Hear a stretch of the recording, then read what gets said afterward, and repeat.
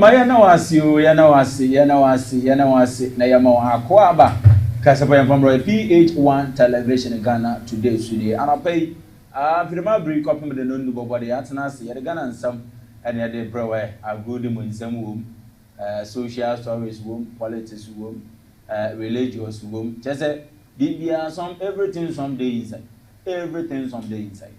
and yeah, and I'll pay the 9 minutes after 7.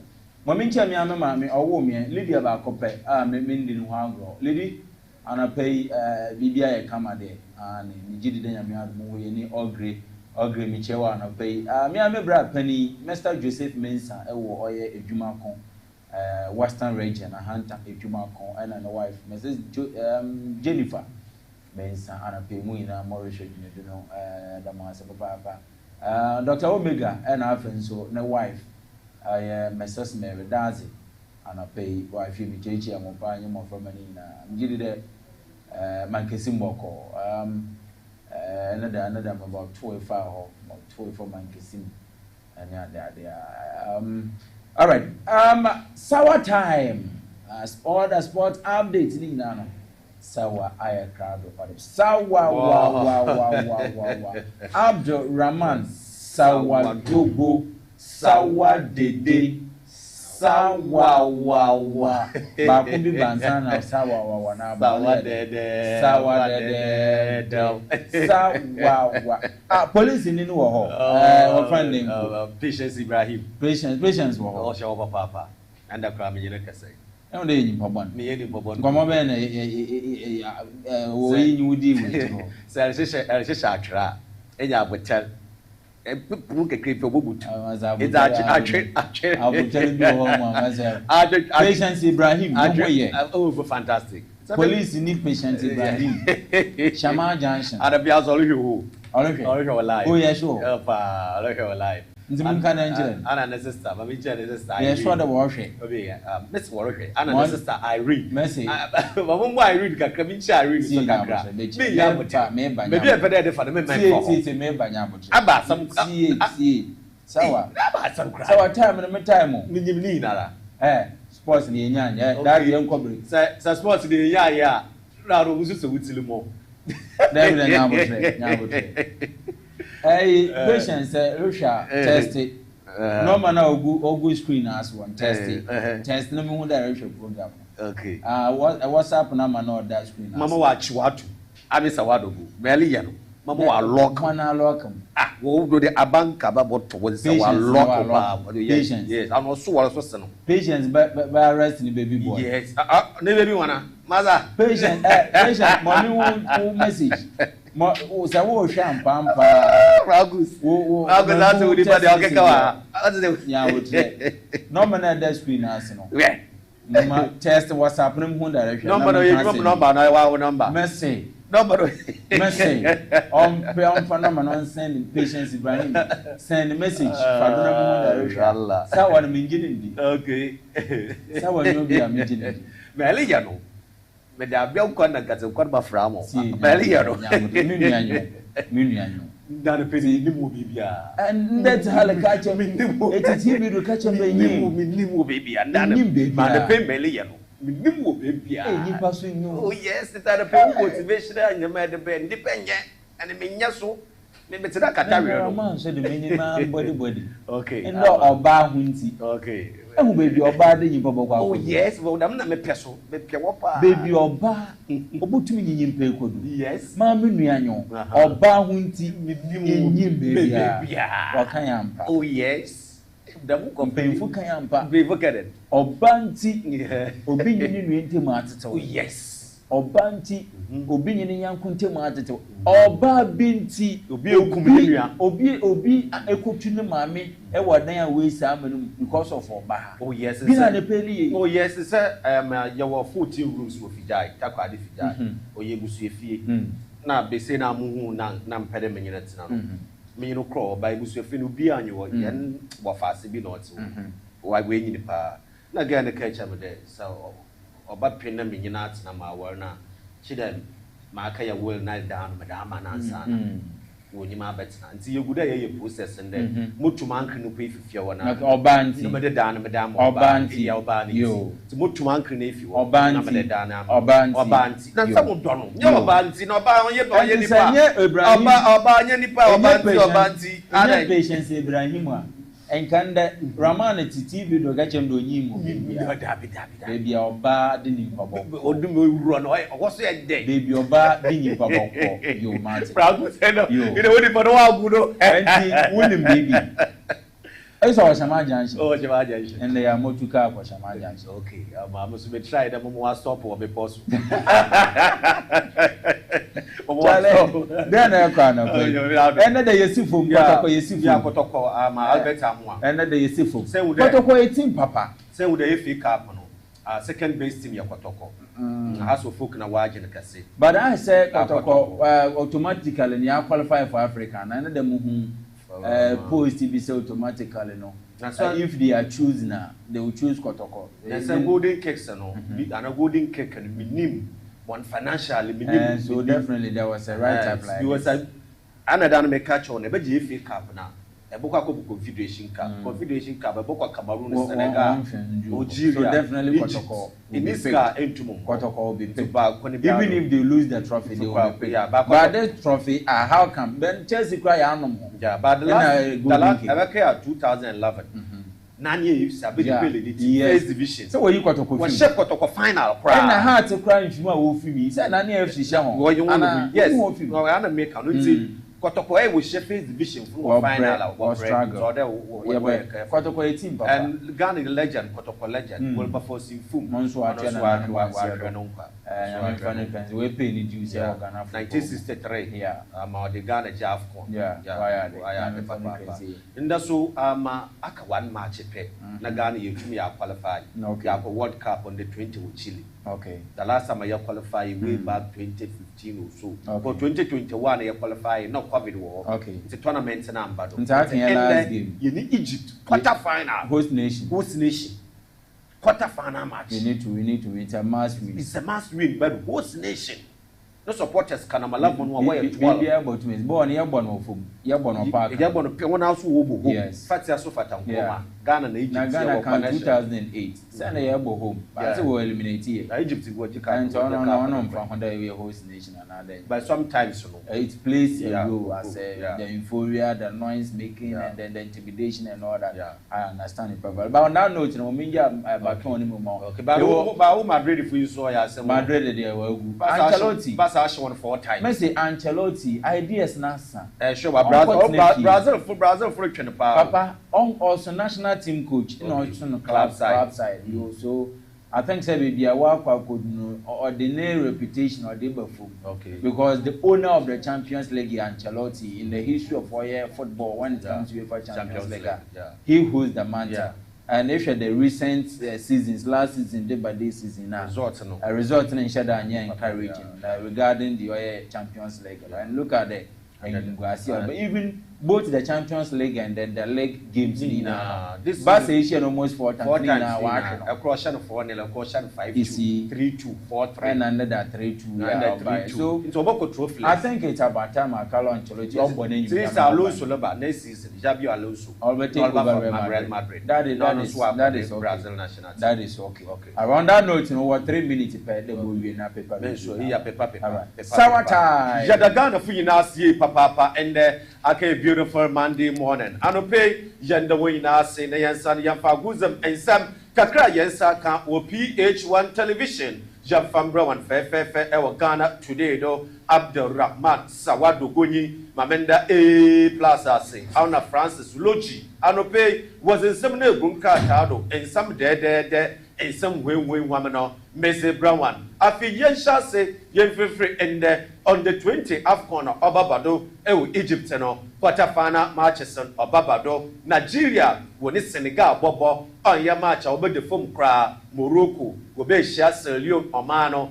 and send host nation Egypt when Oman Ghana abo edubri 6 p.m. na big game in Obabado no ono no coach Awafan Desmond Ofe okita Ghana on the 20 team ono us and the players and why you're hungry, where you motivated that and you go to Yash Egypt, they are qualified. Yako on the 20 World Cup, it's a coach about the set. What friend Desmond Affair, Ghana on the 20 coach, ne picture and on the television, no pay Yaza Winston, Jazaba, Ebron SL, you on the 20 defender, no say young Kande, and the match, or your final match, or your final before final, Ghana against Egypt, Egypt against Ghana, ticketing the hall, away Bobino, and a World Cup. Enrina Elibefie World Cup and Nkobi no ono na Aaron Essel as enda match or your final no pay a Winston Jazat Wodenyim. What say them a catch row the Ghana legend Asante Kotoko legend Wilberforce Infum where Papano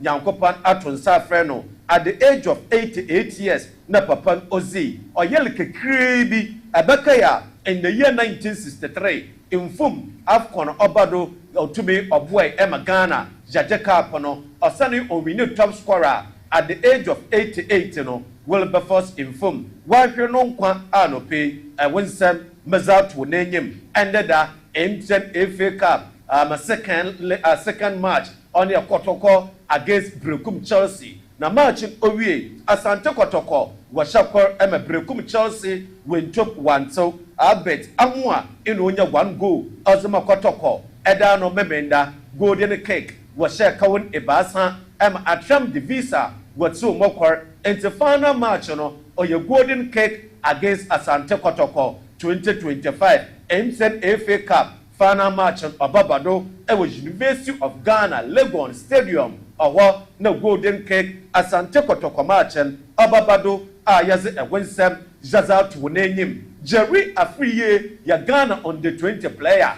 Edano, yan last match a boy against Central African Republic when Tum Wambobi, Amania, ni team CD Lugono, I was Spain, what on sa friend there, Wallery, into on the 20 camp, non bobo, on Famo Lugono, Ampala, Okwainsu, Okasha 1 goal, or ya 1 assist, Abra Lugono, what shall Kawan Ebasa, Emma gymnastic, what you may be, Aumachia. Player Jerry Afriye wasn't with the camp with Spain. Awaka Kansa won the 20 camp and send Egypt against Ghana. No coach in the pair Jerry Afriye above Foden Emonusu Sakan or the Amagana and win some dead Jazat Wodenyim fantastic Amankwa Medasapa or ya Muhammad Kudus ended Team West Ham Wakwa way to Manchester United na matching Owie West Ham was shade in Emma United Tifie when Tom one so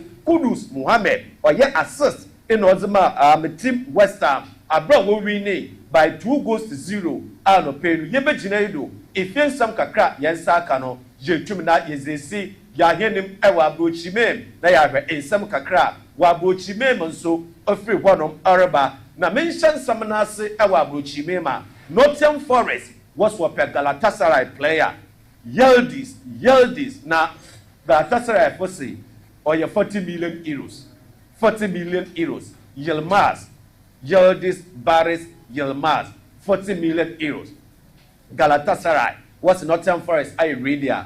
Guanfambra. Alexander Ishak. Ya player papa. Arsenal Kazima Newcastle. Arsenal was 120 million pounds. Wobeyi next season was a kafa Alexander Ishak no suwe besa kan Ozama Arsenal na 125 million pounds 5 not that in francs we are maybe magudi 5 million pounds aya sawadogo but 125 Arsenal was what the Alexander Ishak Alexander Garnacho ya Manchester United player Jimmy Gaitan onusu nyu bobo pa enough Nico Williams were 3 players Chase Wodego Pondo, this season, Onya Oyepe, the 3 places, Wapana 1 by Stamford Bridge. Na Gano, Chonet and Ghana Chonazano, Ono, Nama Youth, and Chelsea, when you are brie pa, the Ghana Chon Kianeke was an above Stamford Bridge. Enjoy a 3 players, Chelsea, Wodego Pondo, na Morgan Gibbs White, you are not some Forest player,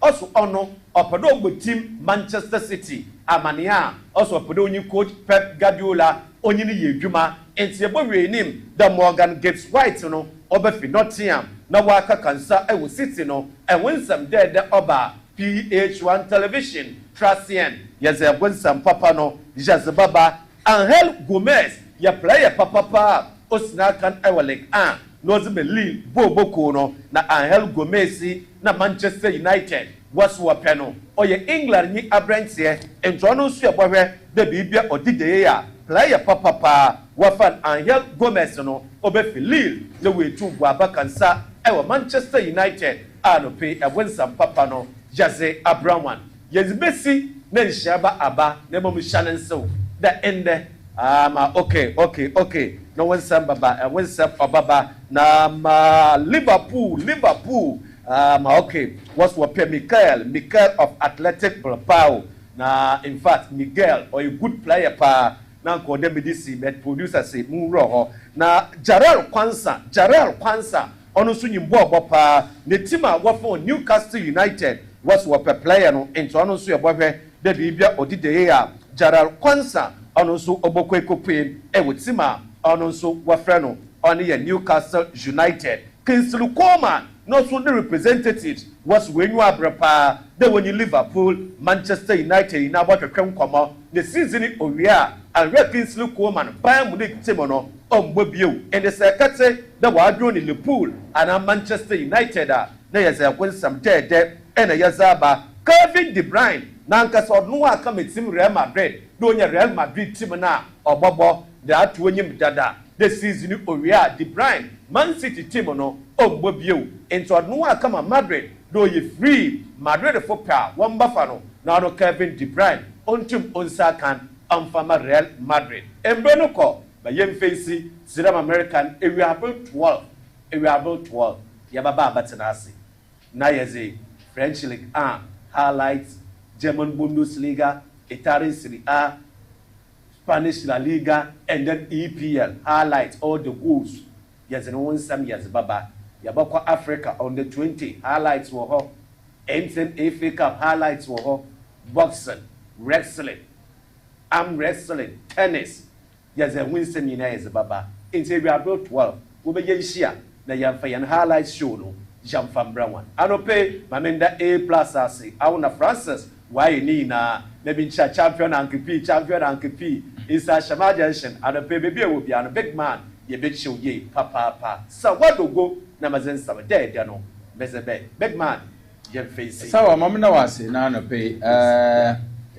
na aya na eche patience am miss me nimu baby alo Messi chair patience Ibrahim police ni awo Shama Kelly boyfriend Kelly yourself uncle sin chedi ejewa no so chair I am producer. Are you producer? Obotu akacho the fish show no. Obotu akacha am the fish show. Yes, Obotu she is the producer. Aboye ma yiwo. Am to be yiwo. Ya bro no. What's up? What's up? You tumbo mu. It's me yiwa. Je woni yan he. Me yiwo. Franco to me yiwa. Eji we ana mo so ma ayi. Yes, asa. Obotu ma yiwa. Masa. So me mo so me body so where ma yiwa so body. So me. Okay, Franco se chawadi. Franco spachane. So the bemo ya bema so mo na. Oh, the baby abo kwa. Ode with sawado go. Ode with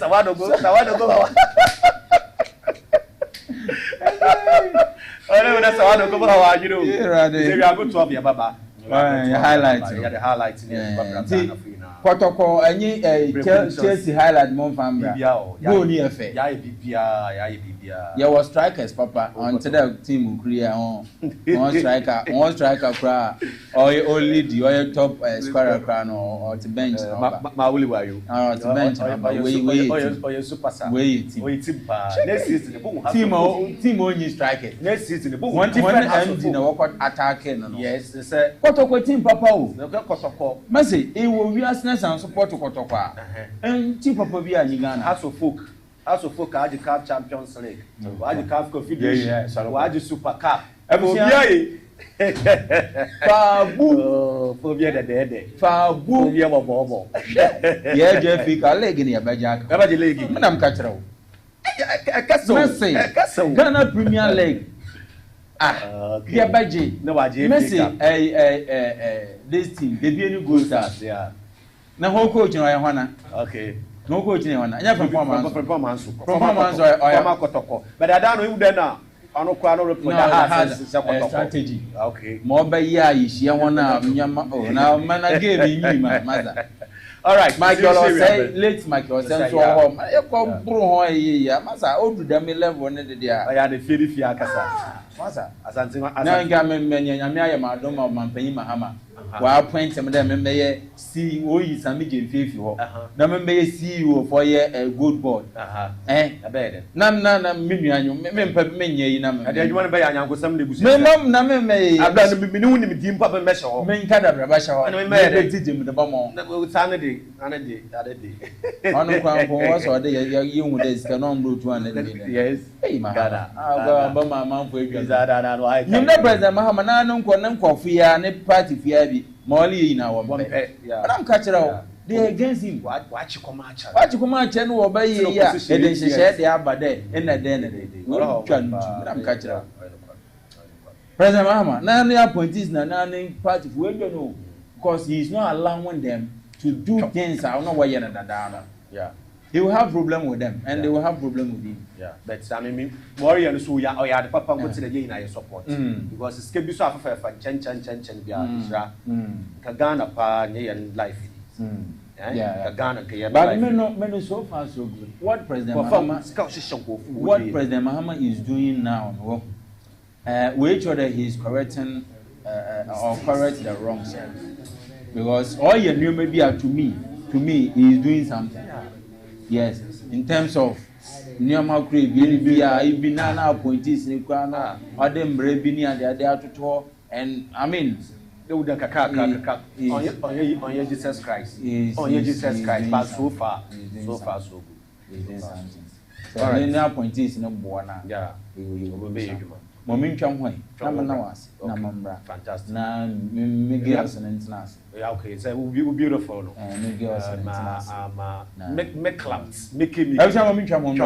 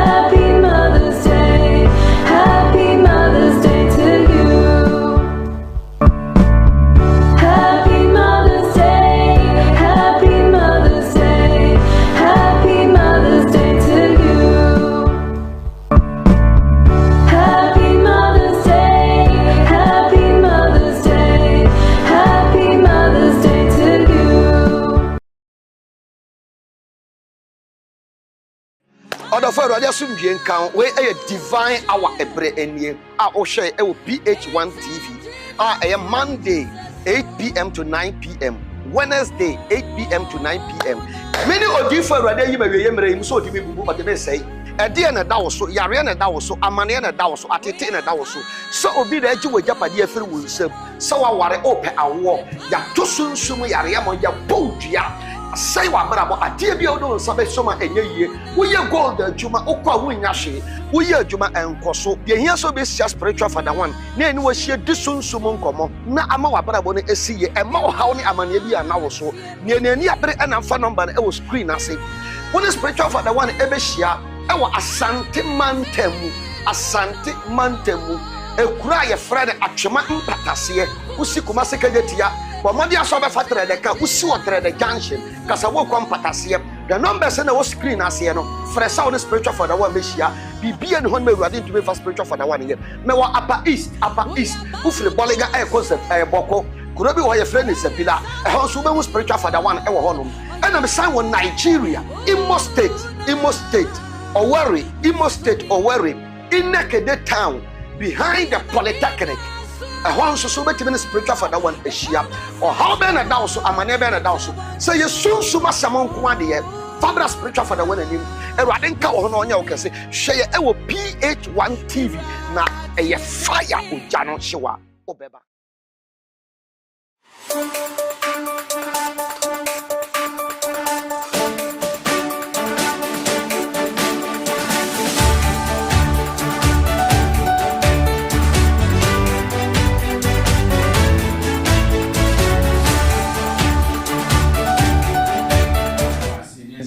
yama akwaba and pay from PH-1 television Ghana today swimming.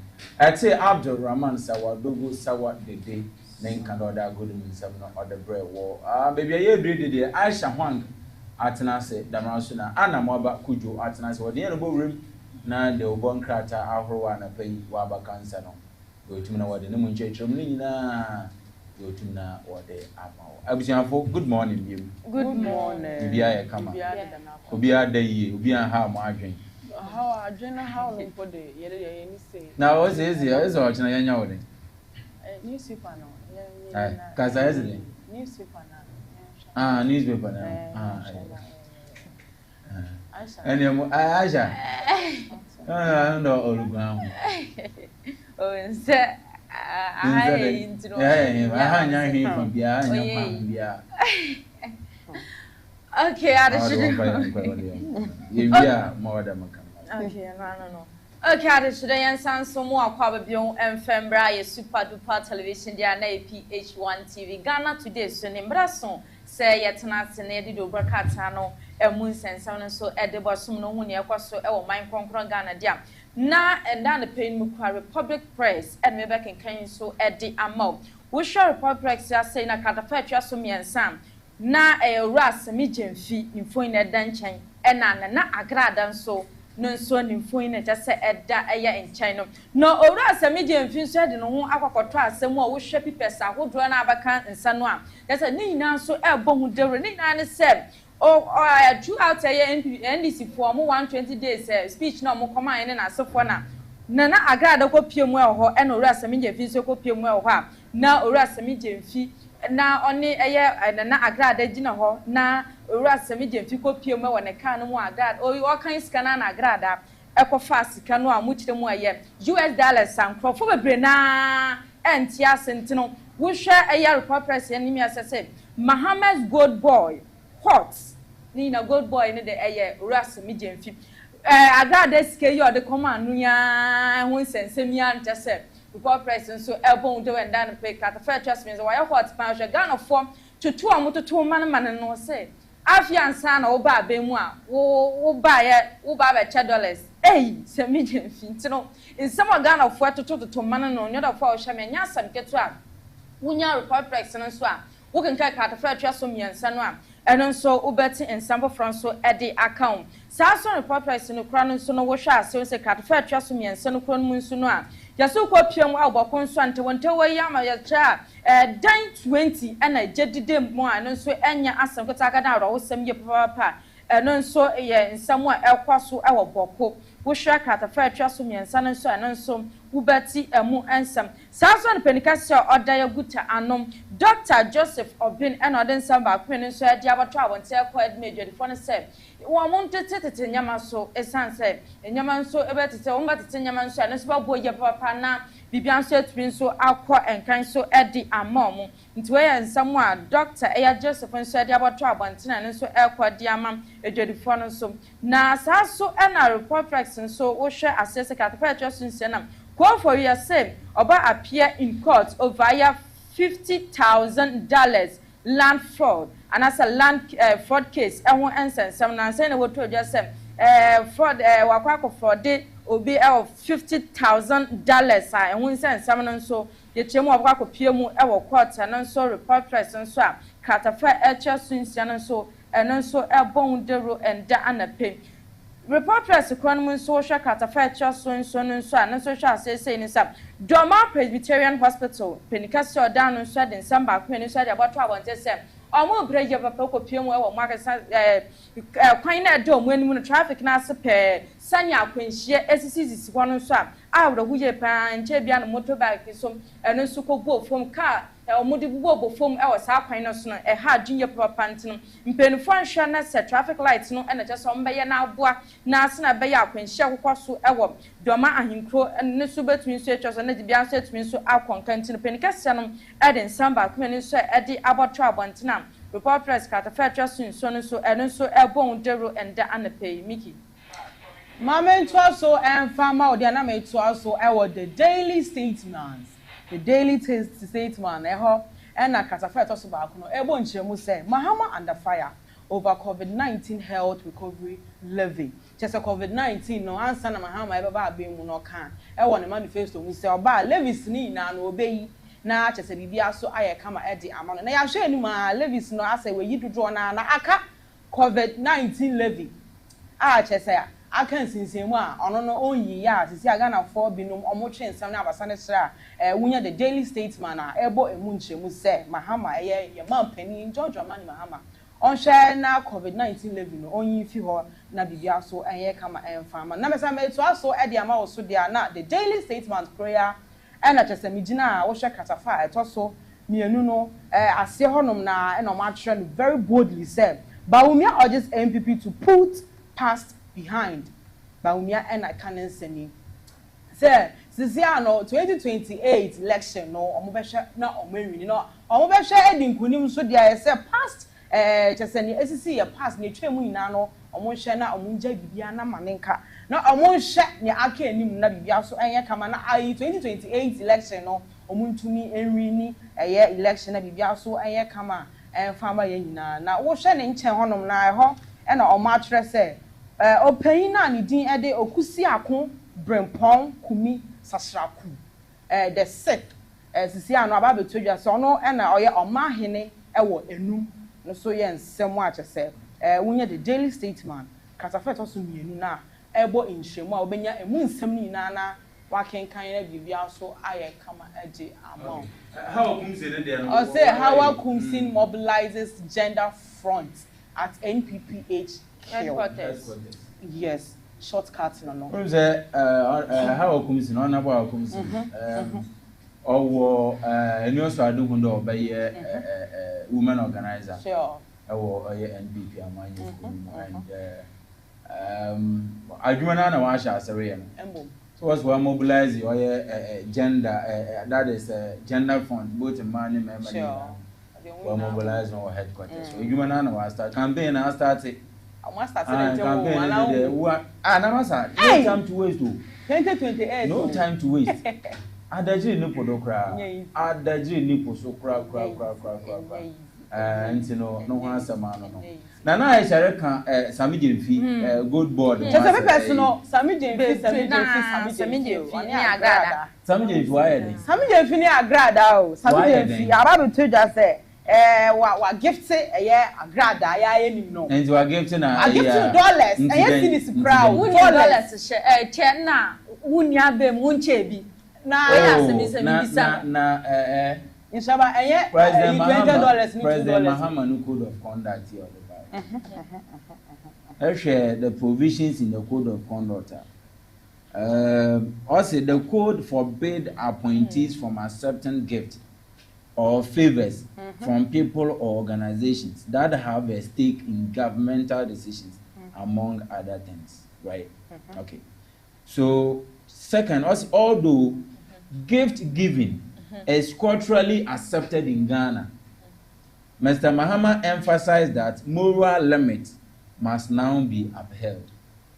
Inti Esha embrebia nchechire na kete wo code of conduct ni mo de ehu nhia ananse de onye by force say ye government appointee or the chobiade.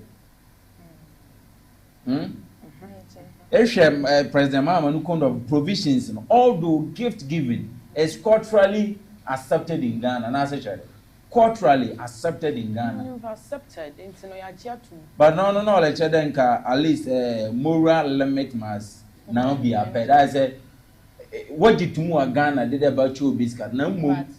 And I say on condition be another. And no in children a cat say that condition to them was a man chair or be may receive a gift from somebody about 200,000 Ghana citizens. On Samsung Kande on Chichona Kete de Ibamo Biska.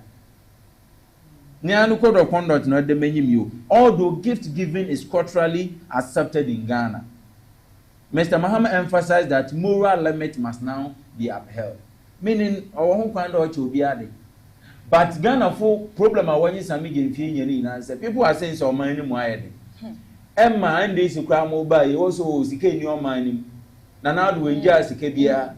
Any other no workers crano when yes can find you because na sike ni ka fese but openly oba bem say 3 months to say 4 months ni na sabe peneduasa ekwakoye show what the man in fact obeja Ghana focuser they will talk mo almost Ghana na do injaz kebia ema mo ba yim was workers bi mo ho ma were a liability to the company and I said they are what can I say you bro be as a surplus to requirement as one who nyim for so go over staff imo we when they work because sika ni ho a what about your hoka not just 4 months in government na $2 bonders for video not so na I for video not so na some agency LS splash sika dollars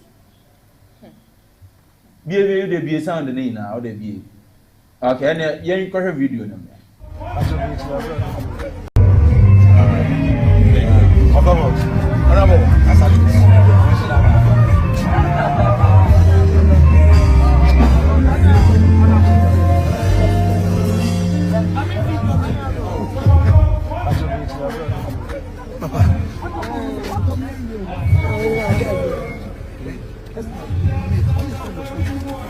Mana budi ni na mama anaye.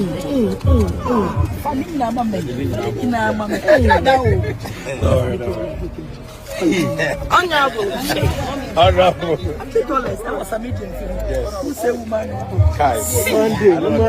Monday. Mommy, yawa.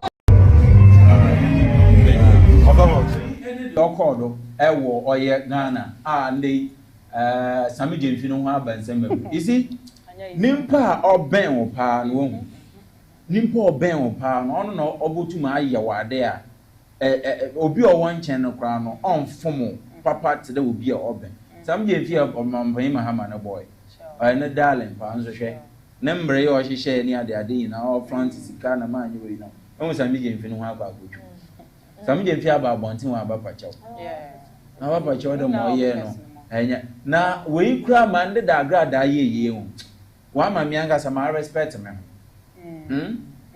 and wonso so wo na aisha moti ha mo wonso so mo respect mo right respect yourself say agrada mu atum kwasere sika wo Sami Jenfi ho baby anjo ya sa na sika no kwa mo kan mo no wenya anso e masan hwim ade ne bre no agrada ade ne bre ne di agrada na ade no ye mom part wo ho agrada akwa na o kwasere sika wo ka mu agrada na o kwasere sika wo ka mu a wan fa ni na ama na otumi hwimi di fi nzem say ante sound wo hwa agrada kwasere sika no ode ne nsafa fagi Sami Jenfi na Sami Jenfi ko ka no direct akwa peki sika ni di fi wa isi Sami Jenfi mo oya medada quickly no aba abontin aba pachaw we chira wo de Ghana ha na ye won wo some people the politicians are taking some of us for granted Nancy what we call good board at no position for 8 good years Nancy what we call good board na etumi yisika wo pete cameras wo yes this cry video ye no muda man for video de anko for be na say be no ni trap media say he wasn't the one who instructed somebody to take the video of it but yes he saw say obi video and to me onya grad de gina wo twa picture say video we and I share car no nyina you knew you were very much aware say cameras wo do and you took the money and you were counting dollars no my say my the politicians are chopping our money and we Ghana for sorry na say we can dream the politicians atama obi ti obaka the hey Nancy, you have dollars in abundance. Emma will be big on time. So, on your canka, oh, shum, no nanko, or Bassama, Ghana, I want Mama Yenye Kaka, na 7 minutes away. Your mama and Warham. Your mama is not the problem. Nanado wasn't the problem. The name appointees, you know, and one my president to be a bad president. We are can come or the brabo Bahama the braba code of conduct. She is ahead 1 week in Pun to have Sami Jenfi. She must have made Fiaqua into a bit of blame president. Obe blame Nanado, Abra, baby. But Nanka Sanon for 5 weeks is now appointees now.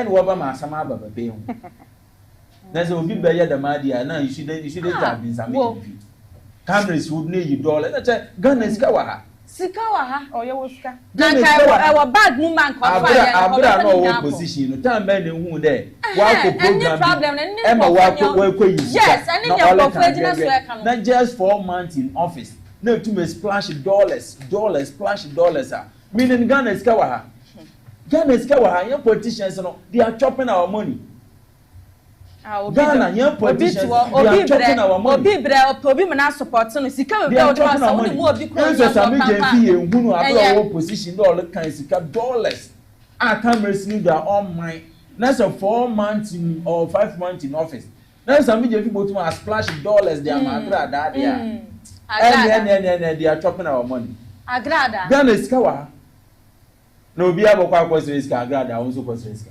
eden ni prebonum ijaba ka se o kwesiri sika nwana we twenwe ando oji sika ni we na waka no de wo mo ho na ntintin ka ba no referdo monje dollars papers minyim the amount na dey $10 $1,000 whatever o we bi aja monje $100 kwache agrada de nyimbre da ma de jisike do ko mam nkofi waka no do mo wo se mama meye bi ma agrada ya ma wo eden ni prebonum esika fukra no wo sika you na yen ene ne kwesịrị sika mama obi anka na yesesa sika iska nyukra agrada aka na kwesịrị baby Andrew isi ena sami je mfi so enye obi anfa ama na agrada abra wana na wo ho no bi na hie sika bi na sabi wa ya ho kyerefo hiafo na nya no 14 pera ne sabe fa no ho owie ye no okọ ka no mu nti no e ko man de heavy but in sabe fa ho awie ye no okọ ka owie ye no okọ ka no because of pressure di ama wo no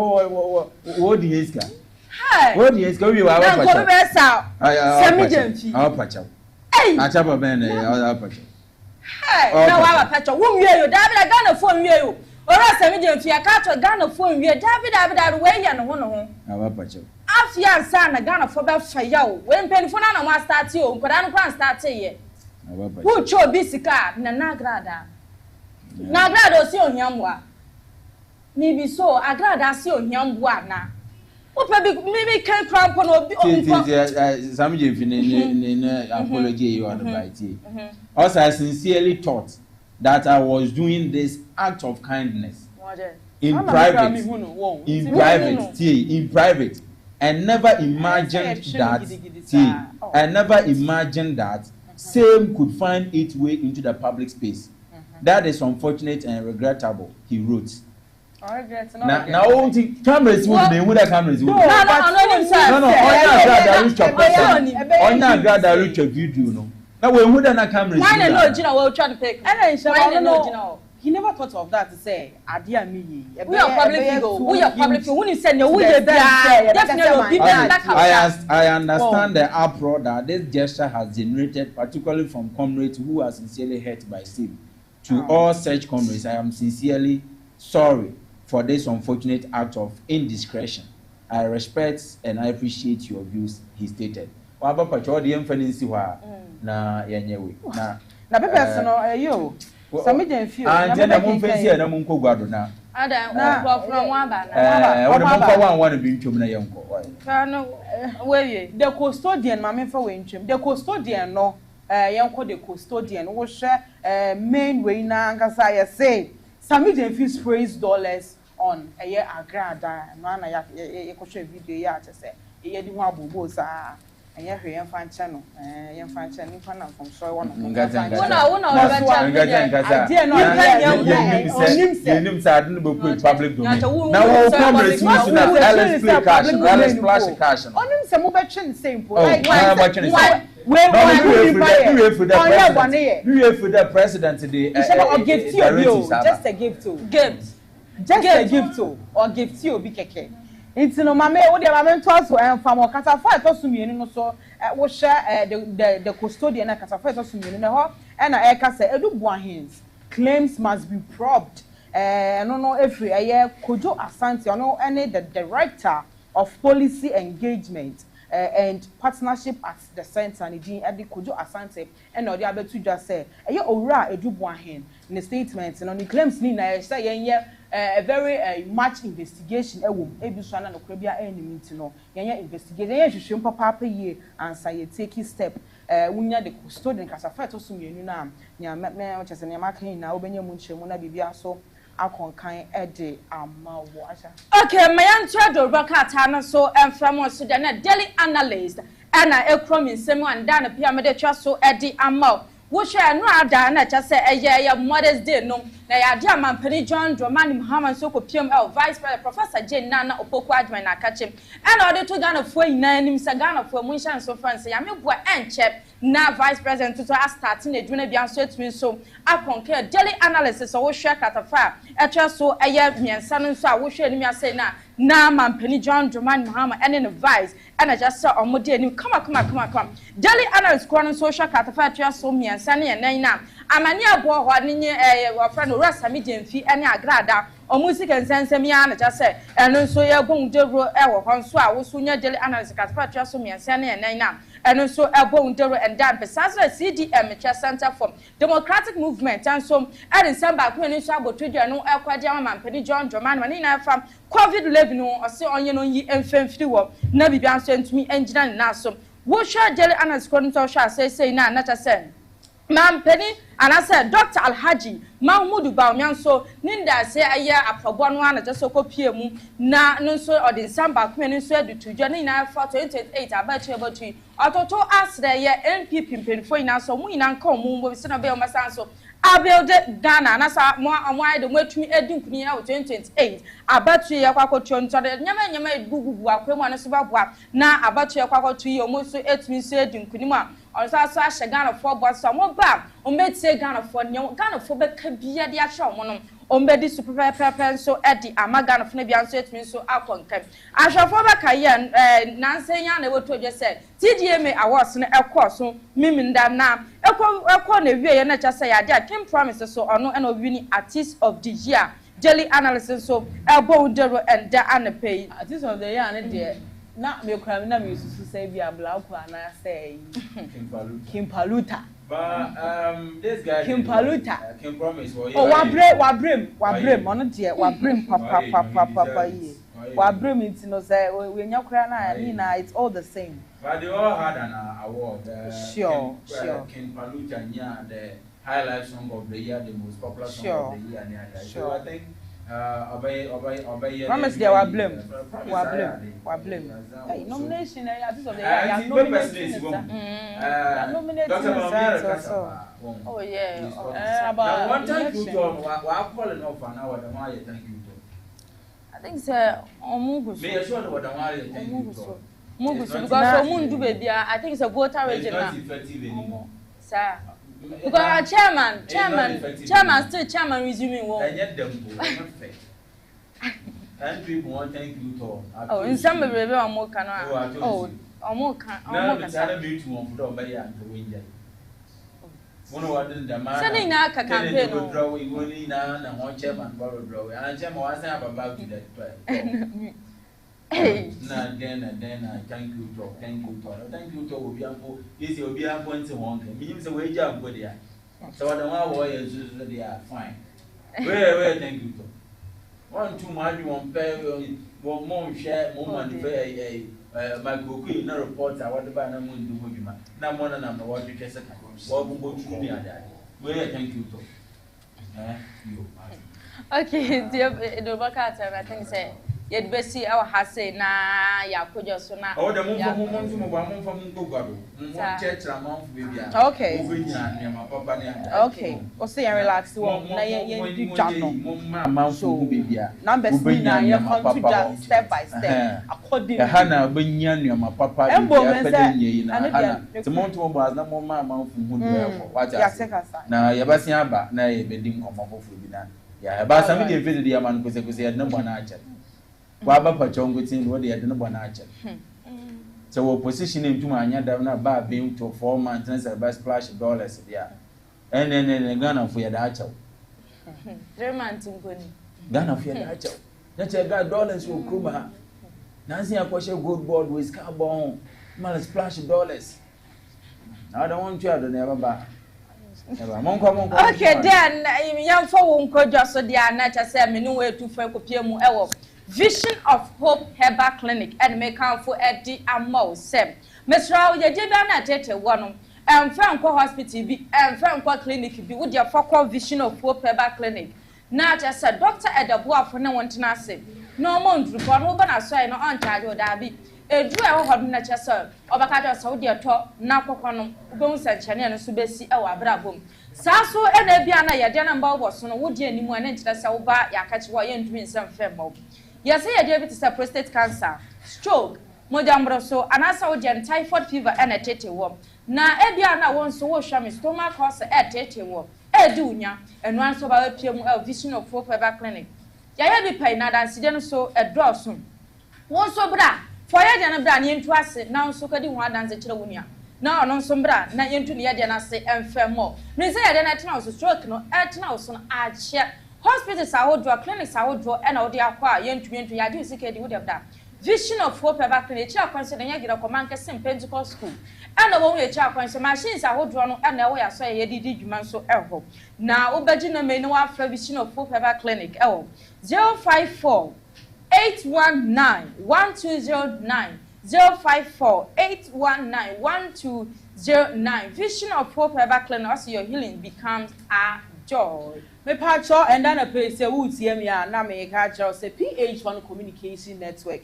Your social media handles so no Mr. Oko what can say PH-1 Radio na near Echo Swing na no bet see ni na bibia so I come I don't know I online radio ko Google na wabo PH-1 Radio PH-1 Radio obenya na Echo Swing na live na bibia so I come at the amount. Now my PH1online.com no and also baby I news ni na eguni e trending near circulating our social media ni na o my PH1online.com yeah near open na obe hu say e twegu e live and colored. Now o Facebook na wa search PH1 TV and no obenya near ekosu na live Facebook PH1 TV. YouTube so PH1 TV. Oko YouTube na obo PH1 TV na ye ni na no ubenya na wa hwe na bibia so akonkan e amount. Na website no myph1online.com. Na power ma men kanfo reformation and farm and na pay. So wutie me na wotisi wo ya mesrel.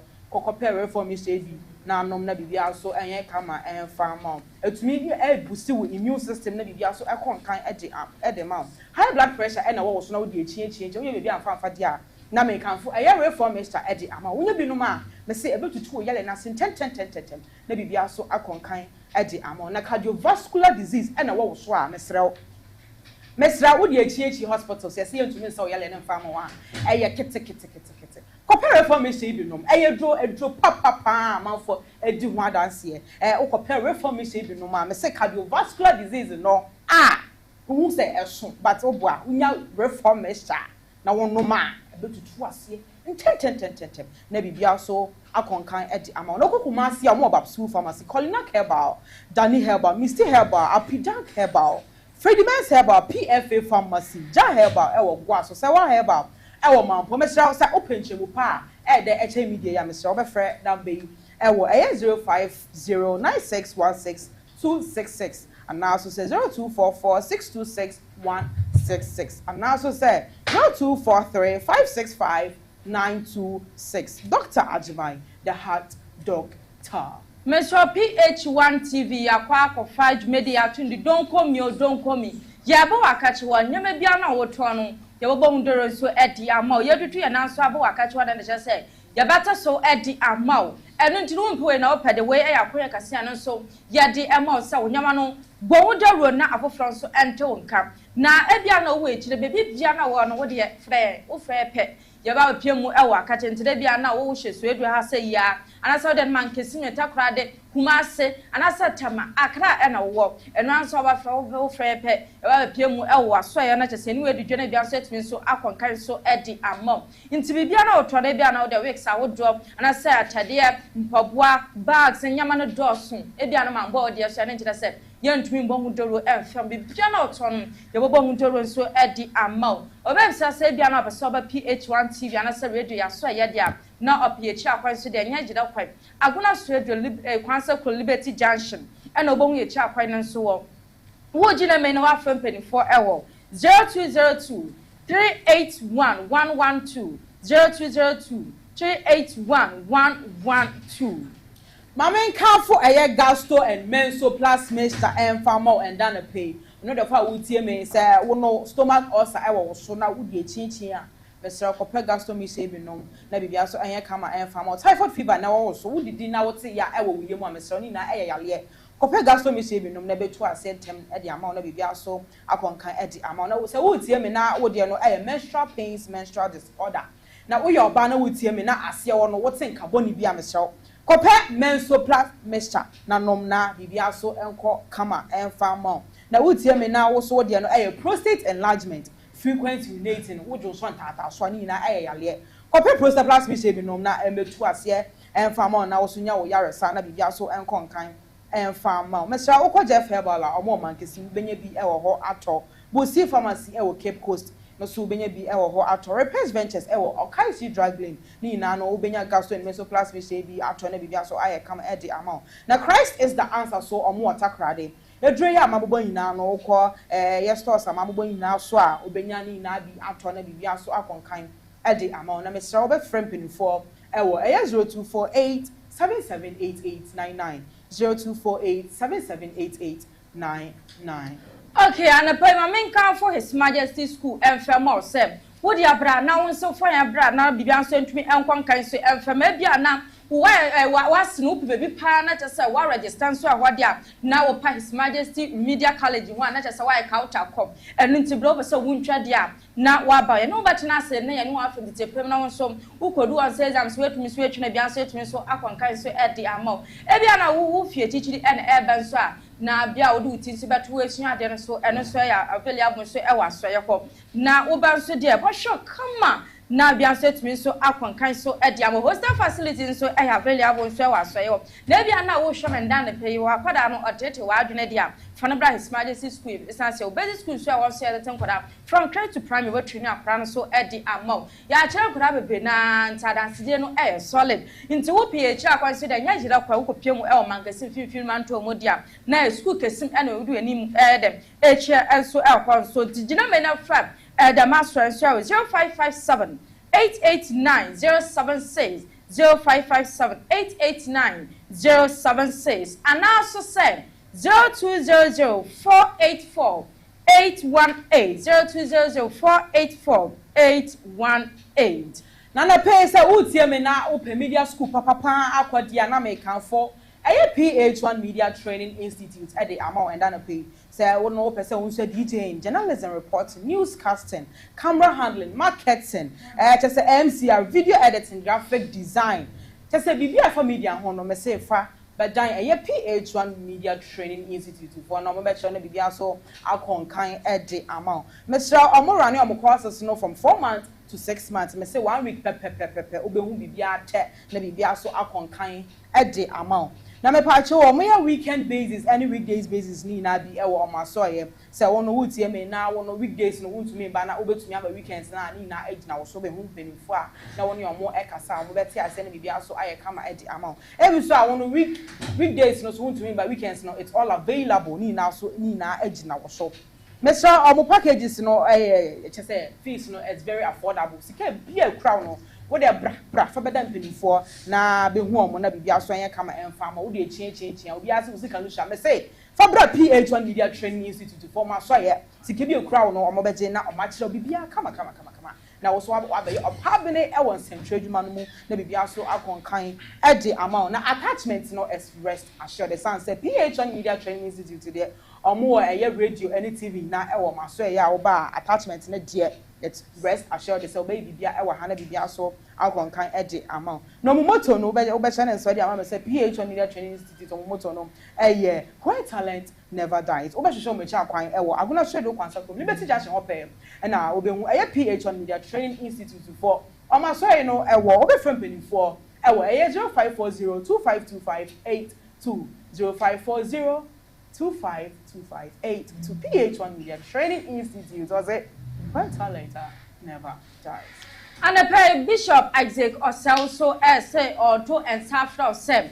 Blood Generational Believers Worship Center, catch it. na onso bra na hobia na tete wono na ontumi ensi anokwan so emfema bia na usika sam na ya besa anasa wo de sunsum yade na tete wo anasa sunsum awore na tete wo ba chaso no batena se na oni wafa eye ncheche pamu na wetumi etu eye hobia na tete wono asenso edi amadanse de no edoso angasa no enya asab getwa nti wo ya de na tete wono wakwa pastors ahodro malam sa ahodro omamo ndura ahodro na ntumi ntu asere enkono Bishop Isaac Osaso tena se de na eduro bia enkedem fabadane no na ontumi ensi ano akwan so emfemo say ana generational believers worship center ye chi akwan no so chasa na se hye na no so wo ya asori no so esifa eteno Mondays bia na emergency counseling eno no edema aya ahemfo ekukudam pastor se ekukudam eni mpenifu ekukudam ena mo ba na chache oso tena se na papa so so na chese ye ndre Tuesday bia so se Tuesday bia so main council wo a wo hwa no so de no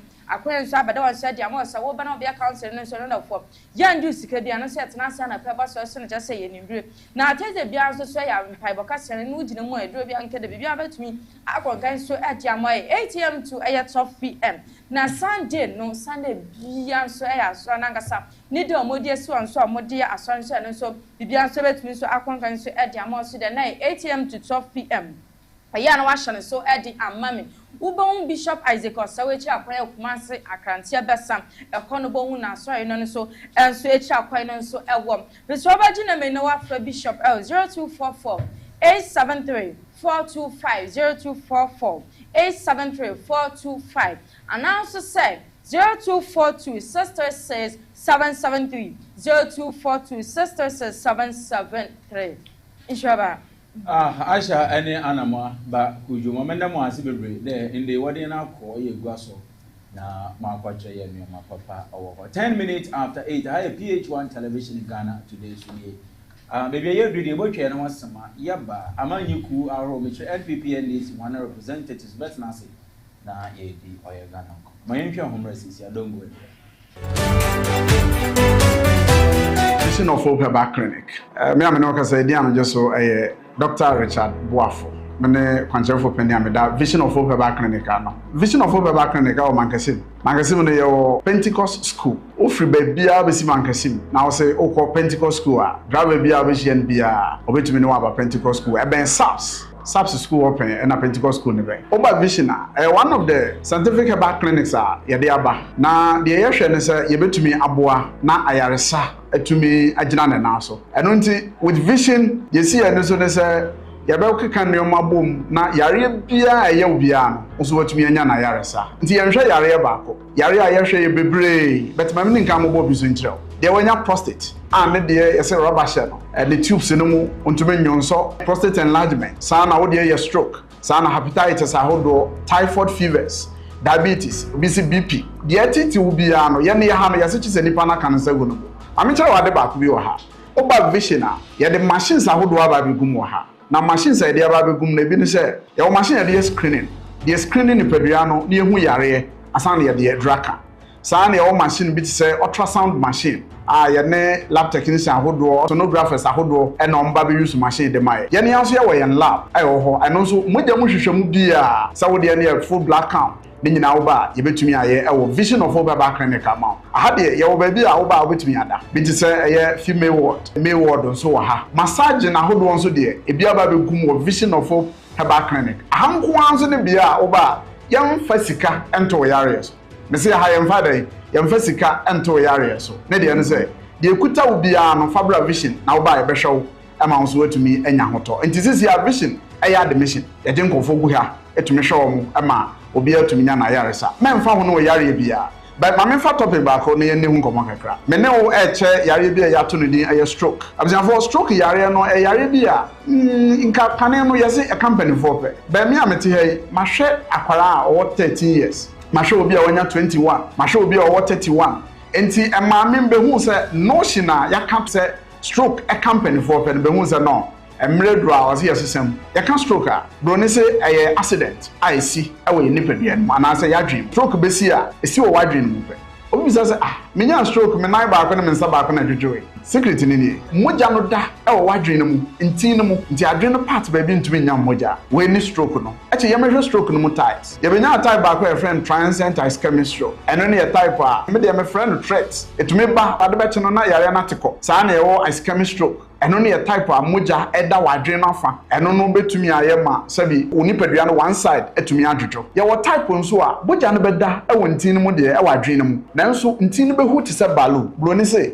it balloons up and burst and only a type of your friend hemorrhagic stroke majority of nipa omunyansa yare we no mtan survival type of stroke ni nyina no vision of hope back clinic enya hundro dan no obi bisa me say symptom be na stroke danedi you can't stroke symptoms are first one headaches obi pishu to bia won't say wonya headache na headache no eba it comes with dizziness kakra bon so wani so chino e wo mu a obi say one side wo feel say tititi especially ebra e ka wonsa baako ene wonan baako wonan bankum a wonsa bankum mo na wo feel say e hoye tititi no na wo tinka say weakness bi so epike wo we no na ma ye hu say moja se die fusane ko sa part no entumi nkoye de di ho biem no ye ba be hu se it also comes with severe weakness upeja de kra wo be hu se wonsa abakasa wo so ade ma na free wonsa to form at this stage na nipa no obugba koma no wes a ono abenya keka bom de aka ye kasafo bi no bonso na no fonfom bi sa obi didi a na oka ne tagrama we mu nyina ye stroke no symptoms ahodo a etumi edeba ene ne ye be ye ne dai obusianfo the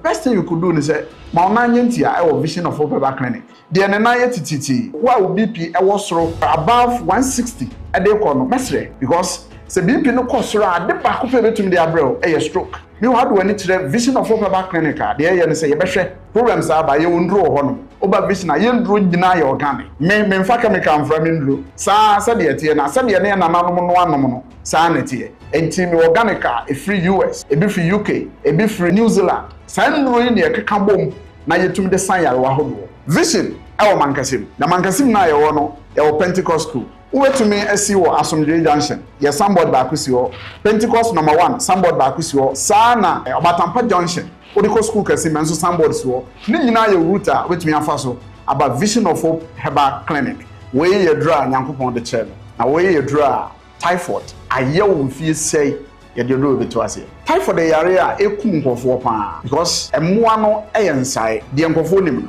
dimesre edro we ekuta me very powerful for typhoid ye were the same type of wa eno nso eye for malaria ekun sai ohun beto o hwe no ye sisi table ye so a we munyina your Ghana ke be from different countries never we say o hwe a mainly for brain na then ye hwe clotting bi aform wo brain mu timika cho say you stroke edro wa ha me kan nim de me gina so America and nkaya wo sisi ye nyina obi a wo ne dwuma edi se dro we ehye mako 100 a oba na wo se bintumi to 100 no metumi ato half ye de be ma wo nti na mse vision de oba ye nya dai ye in charge ye kuta obi a ye be hwe wo ma so atumi enya wo to bra vision na obenya yaresa enya no so mesra wo open me numbers no betumi apike na wo ha eye 0548191209 tembiemo 0548191209 Vision of Hope Herbal Clinic. Your healing becomes our joy.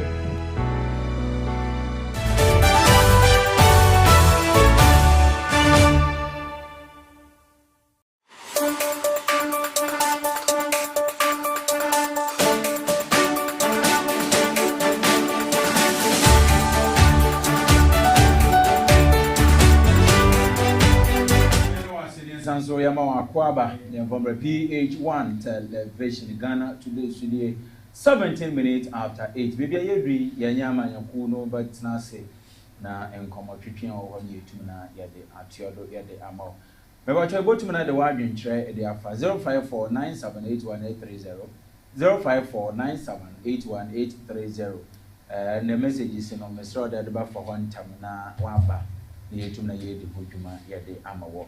I have with me our Honorable Abraham Kojo Inkum, a Communications and Research Officer at Warrior NDC, Aguna East Constituency. The Master Davis Isando, a organizer, Dema, or Aguna West Constituency, or NPP Amanyo Kuden. When you pen for being an obey, the annual receiving na yedi or Ghana and common. Moment come on Aquaba na fe yam from twetwe shado David, good morning. Bibia come on. I'm not no way papa. You know David. David mum. David the son. Okay. All right. So honorable. Yes, good morning. Morning, Eja. Bibia boko. Yamina dum. I did she hache wala mpala. From my mother. Oh. Me a call there. Okay. Me a call them. In the call. Yeah, call them. All right. Constituency boko. I'm sure in front of board. Constituency today. Oh, Yamia dum. Me fa kwenye do yet see which we need to wait see if ni nara. And me di check say I call His Excellency Abebio. John Dramani Mahama. They my pa Oriye. Namdama. Honorable Queen Tamampuku Asoya. A grace. Obeya will be so a grace, my grace. It's intimate. Ejina.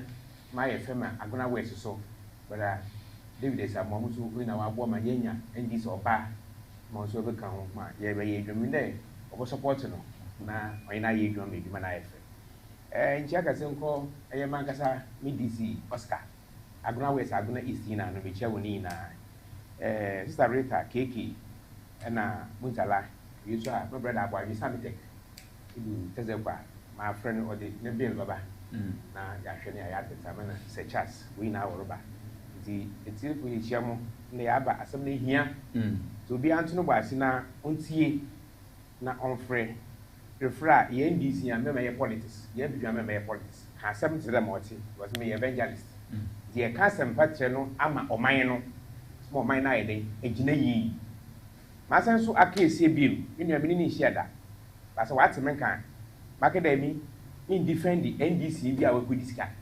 If perish that sorts, if it happens so, say NDC be a good disca, and NDC acquire the beer, NDC party, then we say about MPP party no. You may tell me defend it because already this kind of channel. I mean, it's best said, will be a NDC near Castle or that kind of crack, and the point from campaign time up to now. As if I'm a kid, I'm a conduct research, that become NDC. Never go NDC. All the time say this starts maybe. No, yeah.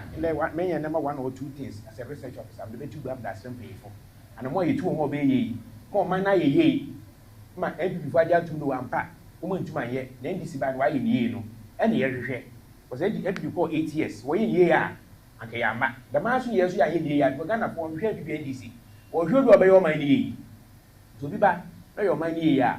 It's not called a Burkina Traore. That's not. Mene ekoba se na tare mo ye na di sida di na ade se anya wo fa o le o man ye American fo abata no hu na horse ponko bi a wo de trap na wo mo no ye mo mpai de ma brand no bet na asi na wa ye Burkina ye dem aga Gaddafi ya wo tu Gaddafi ahwe nsema esi Libya mesre Ghana fo o me fa pa papa nta do ma nechi na o wini biu no tan jo man do mai me do bi asi and Chair Communications Officer National Communications Officer Samije Fichia me chia Samije Fi ne da me hwe no ne miracle na ofene lawyer Bentel in fact na wunde for mesre ofene intim bi ana asem ko ba kan bibi kakra tim fojo on hwe no ways ni kakra no bi do bibi na hwe ni ya but enwu samini video bi o cover oh mehu my manager ma hwe onya agrada issue no so sha agrada sika ma ai o so pe chote so feel wa cha agrada sika na say why bona convention because ono ba ni chen say oye den no tu no fo no so me sika no me sika okay giving code of conduct in tia well me name code of conduct awada abasi sha me ready oh really oh and I mean you're not aware of the code of conduct I mean here no man can show radio them me ready aba but I'm not taking one your one because I've been a research officer no I'm doing other things no e be am na another china but me for me ready in find yame bi na do na kasa me hwe like logical issues some words be am say me find dictionary when I'm saying legal terms be a woman no make sure say after the bad nyan ko very good it means me can be a bit ma can be but say me can ye a church ma obi so what ya say let's give you the benefit of that see me omo e bi say ma ka do me ntumi nche bibia na mom ma kan ma hwe the video no ma kan nya makakra na wa ba pecho de so dama fine dama na ye hwe okay timi da wa timi chia pa ona na yesu ya bo ba don asu otiri en bi so osu an kan kan mama ko exando yes I exando constituency then yen share constituency kakra Honorable Ocholo Ijumolo Aguna West and Honorable Ernestina Ofori Dangwe. Also, in there, Juman Olobo, to them amount for work. So, from your own perspective and from the perspective of the opposition party NPP, do you also think that the woman is doing something extraordinary? Well, before going so now, Mother, a production team was and one cast was and the PH-ONETV before in our so as it for almost in our NPP Modi and currently we are only waiting on the national party. The reforms kakra now I rebuild a party no on that grounds. We are dealing with the Constitutional Review Committee. Currently, we are waiting on the National Party to give us the modality. Then we continue. Oba Aguna Westa, Mefa, if you can say Tsunami Chia, a constituency, a chairman, Alhaji Jebretanku, and the executive board in our Nama face, so Mama, Yan Papa, Yan Kujina, on a contest, Madame Tina, Oba Christopher, Jojo, and Ata, and Nadmara. They are friendly to the bar, or be a lawyer, Penny Mapa, our Ghana Muano. With respect to state governance, we are building on issues of morality. We are building on grounds of principles and integrity. Over NPP1, that has been our focus in Jinaswa, a year among yourself. A very objective, senior issue no sana e canon. Member Tennessee so now I'm going to abandon the previous then any. On my personal judgment, with respect to my MP, Juma, I was so yeah, all year. Because I may judge in this area, and I'm because I know the records of the national constitution. Say a parliamentary candidate there, and a parliamentary member of parliament there. Or when a Juma Potia, or ya, or one kind, now Moyembra at the boy hand. That's Omoyembra so there, Omoyembra so there, then they have to put into consideration various constituencies are MPs in their way, then go free ever. So far, in terms of new involvement in the constituency related issues, if some rating name Tina, I would say probably she's around 65%. Oh, then she's doing well. Yeah, she's around 65%, and that is not empirical. It's what I see on Facebook. Yeah, new engagement, community engagement, new and on any man for no Indian. So far, I think that is in the right direction. Yeah, man, more time. Okay. Then as opposition there, we have to put her on her toes. On her toes. Now, what's up? Now, Eddie in the Muyam said, "Every Aguna West get married." Then, okay.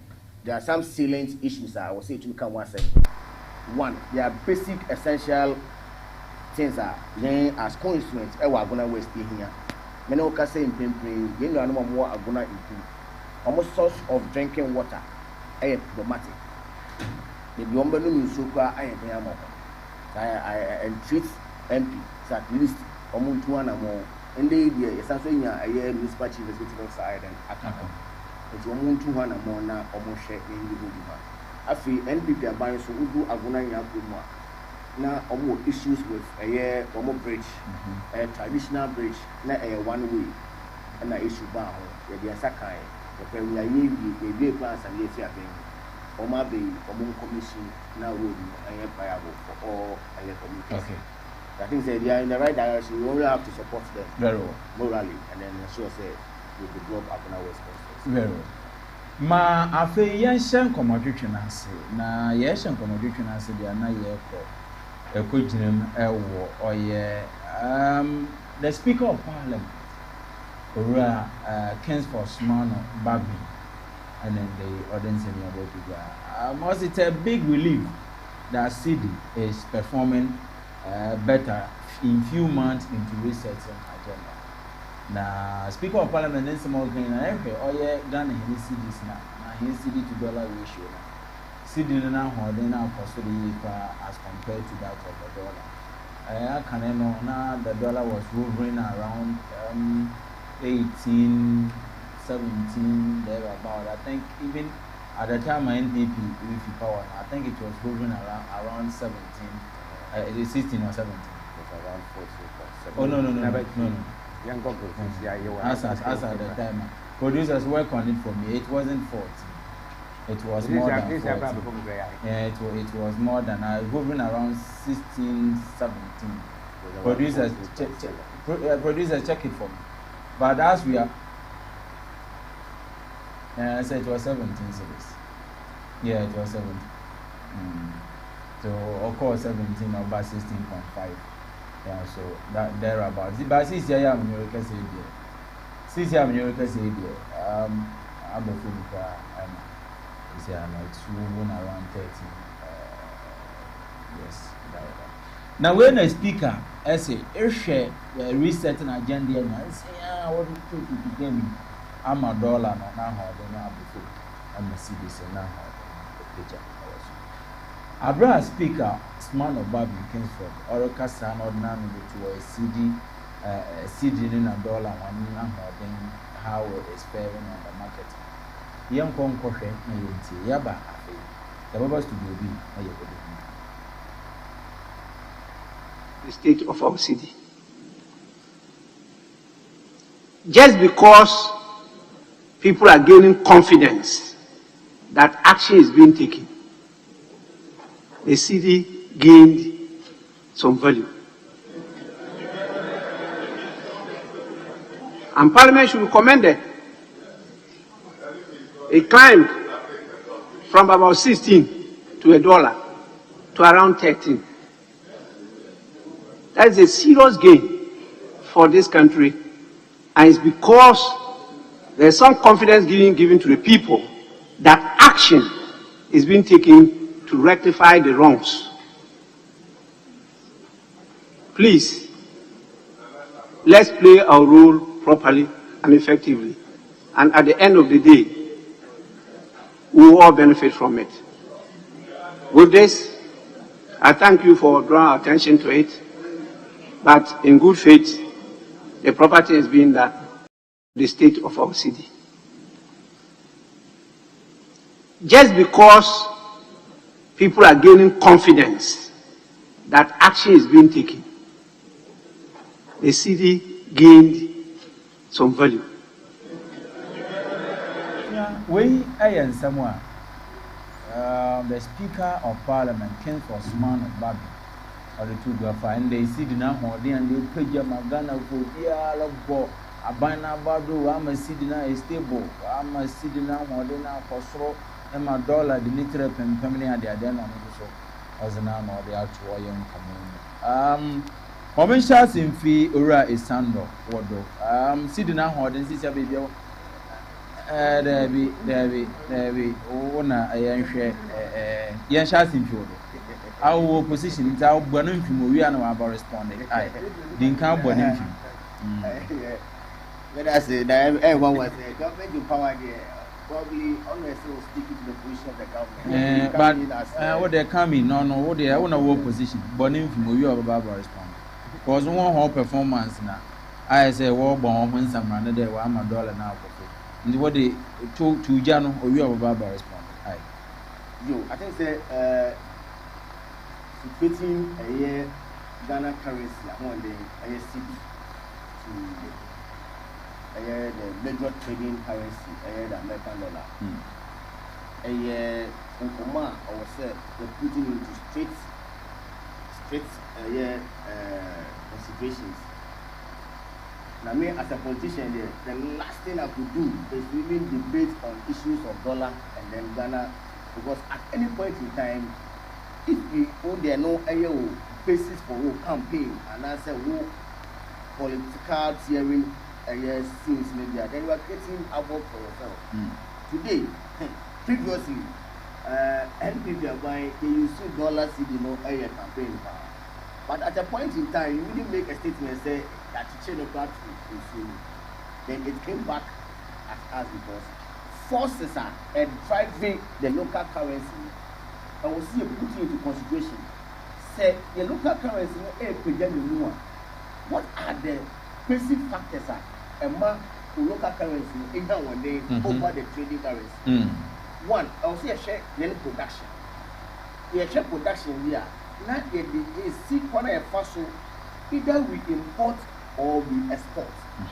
Our import company, everybody will say the city now one day no a fossil and everyone what I say. Within the first 120 days of NDC government, led by His Excellency John Dramani Mahama, that's what we catch and say within 120 days, no dollar one day, no any city one day, no city leverage come and science, young first Abudini, no import John Dramani Mahama, any NDC are buying there. Now, Mr. So they should be very careful with the tangents they are applying on because they are very risky. The reason being that Seminiano, a research officer, to me catch me say, oh, you buy say na yeah, and I'm $1 now one day, no, and this is the one day, no, see the next and I will believe. But to say a certain gold board, and I'm $1 now one day airport from India. I also know there's an item of disbelief that I want to. When gold board, you know, per constitution. It was not in existence. A new commissioner that born it out. I feel as a own ally, home graduate parliament, yeah, they adjust to the full occasion. It's a very one. Say, you say, oh, Sammy Jensen led gold board on the Amma, more dollar reserve, by they are show up a currency. Then that is another problem. I will say, yes. But if we are considering now you share the factors and my local currency down one day in terms of air production. They should let us know a certain number of productions of my year. Any number of what you have a few of my carbon because they find say you did your international market no there. Now you will cook a cry back on yet and my the foreign currency dollar no near their baloka na my currency now one day they should let us know say exchange commodities no gold, cocoa, bauxite, all of these mineral resources no yet me akwa manone akwa koton and no are bringing a certain amount of dollars here amma get their baloka amma one day and some commodity into me then then there's another unkoma against me and talking about the global trade war. Now, me no kasa say America na trading partner no. America no were leveled tariffs akasakasi egu amanaman bebre. Ghana as a country they have leveled around 10% tariff on us. Now the tariffs need to say who check the production of American as a country. American major productions in outside. Outside there's no like China, Ghana, these countries and America for Eddie Yen American. But I can say locally I want American. Local productions no and one deny the aquaform and they are now resorting on more of their foreign policies. They are trading partners and more opportunity. Meaning that almost trading partners now so they never hear my SARS, Casemno, America to a German then we need to locally bring in a year loss, a baby Italian partners from trading with us. Then we can check locally. Okay. And see, Usha, the major country, almost gets on par China. And now China, so China is trying very hard to create its own empire with that of Russia, so that they will not trade anymore with the Americans. So therefore, then let's seize the number of importers about America. Then you localize it, American production and the import normal level, some around, I don't know where, around 78% on China. Now, among most of African countries in there, we are now all trading in China, in the Asia. Now, if we are trading in the Asia, the yen currency, now what they know, anticipate the American currency. And the locally, they say, oh, Cotonou or China. Sika say was South Africa and the Cotonou China no. Oh, funny the breed. They say you could go America. So could go America there. Or there was a Ghana currency the big breed. You go back when I could go America. It's a most of the African countries now we are trading more in Asia. and also can and I'm a local currency neither a young one. Many ya then who said China and US. Almost 90 days agreement now meetings or more years and they will lessen off these tariffs. No, that tariff war or may reduce the tariffs in them.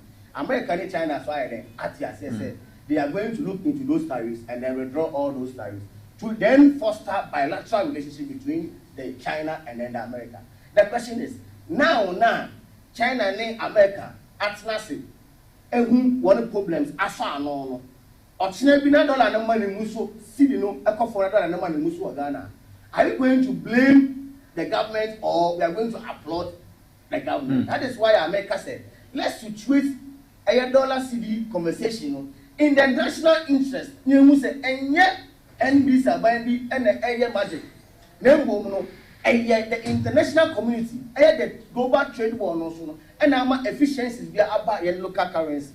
Now, political stability and so But before you go to the political stability, once I'm okay, I'm saying starting here, no, not Eric can be there. Everyone was say just 4 months in office, no. What by no then a 1 year so extraordinary. Obama sitting down or then no, akosro my dollar now or then above. And a kind of good board once I'm said they attributing to the fact that the good board the buy any other then I'm a reduced way in a. So saying all these things, and finally they are arrive at where they are more. Would you say dollar now or then before sit now or then cost as a result of NPP more than about more boy more than your man they share one and sano. Moon pa more by year no within 4 or 5 months of NDC in power no. One woman sitting now or then cost. Is that what you want to say? You see, my angle of communication, I want to situate it in a way say, young Koka say, I buy me no why you did man. So they shouldn't take the credit. Don't take the credit because once you take the credit, this one is a natural force. And I'm a local currency in here one day. Factors in the doors are maybe boss back. So what I say. When person they will take the attribute say within the 120 days. There are so many factors to it. Good. Say if I'm making that argument, say so NDC and the $1 they are cost with that, then they should give us the tenants. The thematic areas are dollar no and then see the one day now is that argument, then we can know how to go about it. But there are a lot of factors, and I make us say one. Who share the foreign exchange markets now? Consequences also play a major role. And I have production in terms of export and import. Then government, to control the level of exportation, because Ghana, we are exporting more than imports. What I said? No, sorry, we are importing more than exports. So what I said? Example: toothpaste. You can't free China. And no one can get a basics able to produce locally, you can't free Ghana. And to share the government of Ghana, then what is the NPP government brought in ideas and able to assure up the local currency. One is the one district, one factory. The one district, one factory was localized in the way said every district be near higher prevalence. That is what your production should focus in. Then after all, we can then patronize made in Ghana. Once we are patronizing made in Ghana, then let's bring in what we call the import substitution levy. Now the import substitution levy comes in to stop commodities locally produce then the ingredients will buy made in Ghana and will not resort to the international market to buy some commodities. You are saying say my people are buying and what they made is it made in Ghana? The made in Ghana. We should project what made in. Yes. Okay, fine. So if we importer, the moment we import, no dollar no cost than the if we import a dollar no no cost, right? Dollar now then cost. Then the Ghana you buy export. When you export, everyone say we are exporting Ghana. The major exporting good, any good in cocoa. Yeah. Now let's say we are exporting. The exporting there's a cotton. The cotton will be 100,000 tons of cocoa. Say the call a great man as well. currency e ba ko ton ye ko America ye ton koko ni mo ye fancy ye ton amamo e be $1 million. $1 million. They will not pay us in cedis. They are going to pay us in what? The dollars. That's our dollar and the bar. What's I say? They could trade local commodity. No, they want that foreign currency, dollar, no, because you major trading currency on the global market in Ghana. We trade mostly in dollar. I don't know if I'm getting you. So now when you go and sell the cocoa and then you get a dollar, you then come and show up your dollar reserve in Bank of Ghana. So what I say, and you be there to the massage a local currency in case there's money control that was in the dollar that or Bank of Ghana and no be there and show up local currency to me about at par with the trading currency. Okay. But that's what I say. Yeah. So when we do more exporter, and more of mine, your local currency and one day every. But when you are doing more of importer, it means that most Ghana and this can be no. Now they are back to dollar no answer. What to back to baby and about mine. But that's what I say. And that is where our problem is. Then what can we do then to control that problem? Then let's bring in what we call the import substitution levy. The import substitution levy simply means that second hand they produce mobile phone. Then we don't expect you to go and bring in mobile phone from China or US. Let's patronize the made in Ghana mobile phone. Do you understand? Sure. Now when we are patronizing the made in Ghana mobile phones, we are not sending our CD in exchange of dollar to buy mobile phones from China, and it will remain in the country here. Do you understand? So the strength of the CD will be high. You get it? When the other argument is that the argument is based on economies of scale. So in your time, IAO party NPP, no, Abraham Mwabem, no, we had issues of dollar now then was switching CD. Dollar now they were referring to even Dr. Baumia. I was a dollar no crown watching what now share IGP, Lukotokumu Alok and whatever. And now dollar now then was sold as against CD. Then I'm right. All what you are saying in our initiative are buying the buyer. But going forward, no, now dollar now then no is so high beating the city. So what was wrong? What was the problem? I'm my MPP. Going to now $1 no unstable. Just said now people were complaining the dollar now then was so cheap. Say the kind of at a point in time, you made mention of dollar rates to the currency as at December, 2024. And you said that the dollar then to the local currency was around 17. Then that was 16. But you said 14. Then I've given you Bank of Ghana rate. I've also checked 14 point something. 14.7. Do you understand? But remember, during the second quarter of last year, dollar no call at 17. It was more than. Yes, now we can understand. It took the intervention of Dr. Alhaji Muhammadu Baumia to bring in what we call the gold for oil policy. Do you understand? Because one of the major commodities are Ghana here buy crude oil. And a crude oil, so your pacoto, so then you the pacoto. I was saying, you facility got crude oil. And the dollar got crude oil there. Then what can we do? What we can do is that we have abundance of what? Gold. If you have abundance of gold, then why don't we trade with the gold rather than to buy the oil? When we are buying the oil, we are doing what's called a commodity exchange. We're not using the currency exchange, the forex exchange. When you use the forex exchange, then it puts pressure on your local currency. Let's use what we call the commodity exchange.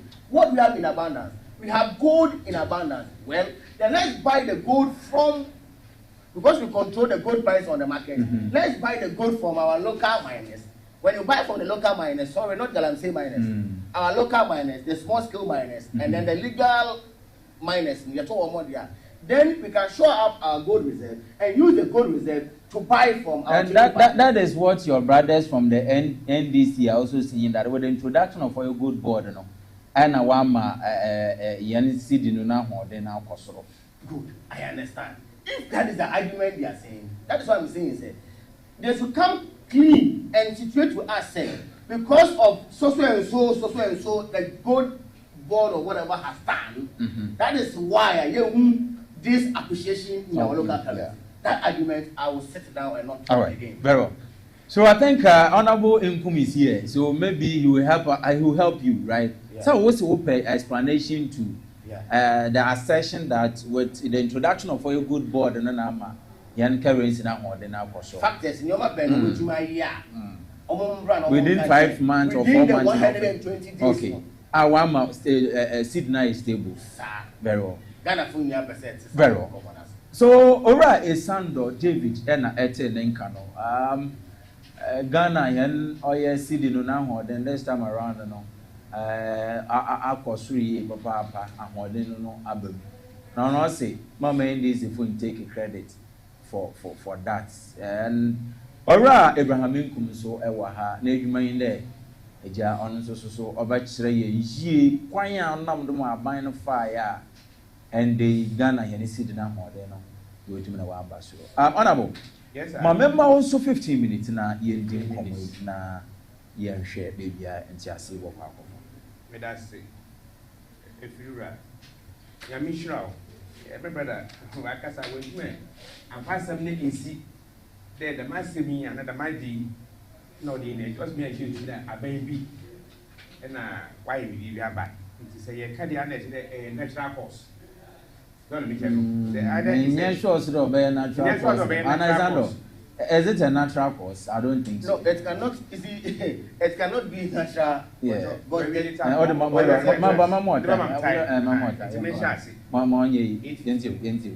no, it can never be a natural cause because they won't stop. It cannot attribute to a natural cause because let's hear you. You see, there's what we call a globalization. You understand? Yeah. And bilateral trade relations. Yeah. So it cannot be that Ghana is standing in isolation. It's a Ghana and Kutu. You understand? Once there's a currency versus a currency situation, and it means that there's a country-to-country relationship. You understand? Yeah. Then once there's a country-to-country relationship, let us know the factors are, as a government of Ghana, they're putting in place. That is all what you want to hear. That is what we want to know from the current government because they should come clear. They are taking action to say, one on my so they should come clear. Then on my currency, okay.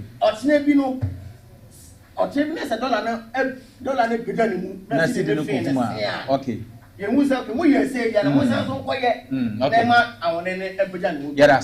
So you hear that you are honorable. This is not political. This is technical. Oh no. It's an argument. It's very technical. Economical. Don't you have the time. You have the time. It's a factor in natural cause. Then no the natural cause. What do you would there will be a BB? The BB is man saba. Then I buy the A. Since you are doing so, oh, let me a communicator. I said that Bacano had is doing so. One way. We have taken the blame. That will be to say, remember back so, and a MPP, let me say, MPP is no more in Ghana. They are in Ghana, but they are not in power. They are not in government. Every Ghana government power, we know what to have. They are professional. It's a cancer now, Yakade. Yes, my best simple, I buy never say yes. The idea that you pay for one, in the eye war, Yansa ye war, and the diabetes by a minor electricity, I know, and my end is one problem. It's ABC so. The guy in 2013, the government should say, I will fix it. The meeting of nation before 2016, even I blame them, they are fixed. You fix it, so you fix it with a trouble, power badges, a marry, and I will be with them. And we about 8 years. We are on shore. Over my debate, one MPPA, or the boy, do so 8 years ago. The master day. Sidino, near Ahmad, in Yamiadum, Aberform. If you are holding one more so, I'm sorry, I'm holding up for $1 Aberform. A man, and going to Riaba or Main, make it a Riaba, Sunday, yet can is a my brothers will knew Adia NDCA. 120 days, Uncle Uncle read 120 days. Promise I am mine. You can see a big betting tax, betting tax. Best row, really, me get distracted. We are very, very serious. So this has a medical to be. Nobody you didn't team, and take notes. You have serious communicator. You didn't team to do notes because we are communicating to the audience for them to judge the two of us. And other maintain NDC. or remove NDC in power. As is happening in 2024, we communicated. Our communication is on the top of issues, and we have been voted into power. So whatever we are doing here, we are doing for our party to be maintained or party to be removed and change for you to come. Then, if you have a match, when you come no the school in Kakane school will be a minimum baby. Betting tax, if you also tax, you know, if you say, if you Bloomberg, the whole world, what's now, this year, from January to April and May, the report came in 9th May. Ghana cedi is the most performing currency in the world. So you can take it or leave it. Since you are if you're in Yama, you do a quay man or canal, you will be a fiscal policy. We are dealing with fiscal policy. My kind of also a government that attempts to influence the direction of the economy through changes in government spending and taxes. Government spending, fiscal policy. Say a fiscal labor, the money in the new sum namaye. So taxes, government spending, reckless spending. I'm giving you one example. As at 2024, 6 March, you're spending $15 billion, 150 billion old Ghana cedis. Previously, for previous 8 years now, a big classroom. More cut it down, opposition, the Kasaya cut it down. A perform 150 million Ghana cedis. I never remember that I can't swear to work your baby, the young yet, the Mokino, they are not going to be a day. But maybe I'm a pen as I'm saying, I'll say, Abino is on course. It's the year day over to my applaud in the Avengers in the castle and American break. About spending $150 billion at the year 6 March. Every NDC use $1.5 billion. If you're able to what's it? A frasa when I go in the Gulu, a MP some kind. That's the physical policy. You cannot be the wisdom that you use. Government used $58 million in the Kutu Amana. Government spending, reckless government spending. $58 billion in the Kutu Amana. I'm a brother at Nahi. And the MPP that are over you. You should be ashamed of your leaders and speak against. Say, if it 50, 150, I mean, I will never do that, you know. As I'll go and do my evangelism work. I come as some better, as some power, if you but the Bible, here you go, I'm up a bread today. The Bacassa economy, no matter what we are so full. That's in your politics, Bibika, a year, Imam, that's in your politics, being no Ufia Bibika, a kind, Revelation 21, verse 21 to 22. Ossi, a king Ossi there. The kings of starting the nations, the leaders of the nation, will come into the heaven. And maybe I then say, the kings of the earth will bring their splendor in the kingdom of heaven. As I'm for him, what way you remember about him, man, to be one was if you mean the pass for that. Look at Baptist. Your Baptist, your teacher, Sunday school teacher. Equa, what's if you pay? If you could what I don't know what if you could look at the stool in your house and now mind could get those for us, Ghana Kuyano, and yet symbol of authority I hope I'm a Ghana for. It's the mechanism no graduate $58 million. See the baby in it to a year. I don't want you never can answer $49 million. I will you so no boy, I don't want you to be a it is a cat. I do also only one. Fiscal policy, only the fiscal policy. But when the fiscal policy is an attempt of the government to reduce the reckless spending of government. It is a that many years ago, no examples say NDC buy for past a year, then taxes. The taxes be a few, you are taxes by a microphone, and also Emma microphone Winska essay. It's the man, Emma or my idea at all, yea. But that actions now. Influence government spending the taxes be a win yet a you will be a discover the we say and will be discovered an account. Then people will go to away sky plane. So if a decision be a Jogati, and I was a Jogati and what take it as a lawyer in the school. I in such a way say make it a master's degree, make it a doctorate degree, do a great certificate. by Yansa, what the brat, it's like people school from 4, we are. It would any answer on the bottle, because I wouldn't when you pay up to school.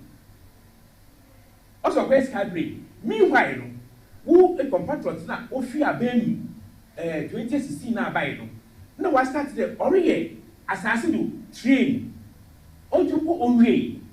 Now we ask a brain now, a casca brain, a brain now on them, brain, they train, our name, every no job, but what's it, a decade, a better room. $20 million or $200 million. I've been going into the drain. A call from one mic. I'm a sure. Obviously, I'm here 2 weeks at Baumia. Also, Paul Lugudan, 1 year. Master, discussions are over Paul Lugudan, but people $12 million. Paul Lugudan, no. I will go share the work at $12 million. Reckless spending. That is what now we have had and owned it. Non NDC are over reckless spending. Yet, higher share. Obi o kwakwa restaurant ya ebe tell some give na say me ready. So we can because we to matter hana me. And factors now be honorable body. Okay, I have here excessive spending or reckless spending. And a removal of taxes. Honestly, another factor. Then let's go to another policy, monetary policy. Your physical policy, then you have the monetary policy. The monetary policy tells you that it's a set of actions a central bank or government takes to influence the supply and credit conditions in the economy. That is price stabilization. In the central bank also, although oil JB to stabilize the economy. It's too short. Time I ever to abano. Producer Pochoko the interest rates on loans. Interest rates on loans, investment company. It was around a could do 45%. You ever to abandon with 38%. I remember we feel a phone me door say man in January. And I 34%. As at in that year, 22%. Go to commercial bank. So go to 22. Reduce 22% as at now. As at last week, I was signing somebody's form for him at 22%. Okay. Last 2 weeks. Because last week we took back off. Honorable. The appreciation of ACD and the depreciation of dollar was appreciation of dollar and the depreciation of cedis. It is something enough of doesn't just come on a silver platter there. CD being hoarding to that extent. But taking it into consideration, mobile being we find. Just recently, I buying yield taxes CD fee home any other day. Spending ben buying on ye another why. Obama CD na hoarding no ejina na na them. Make sure say yeah factors not make it. But I'm so factors are my removal of taxes. Taxes is just recently I wouldn't be yan we tax with the a Juma Bayana taxes. I'm a woman. And so then you will actually be with that. Remember a simple definition of death. The breath in us, if it comes out and it didn't go back, you are dead. It goes inside and it didn't come back, and you are dead. So it says flash. Government policy, so you are by papa. What do you want to do, your man? 10 years, 5 years old. Within 3 months, what do the assistant your mama say? CD no wage and announce. Yes, sir. Baby, I mean, no problem. I'm the CD up from dollar. CD hour up petrol, but you know what? Petrol are from Kakra.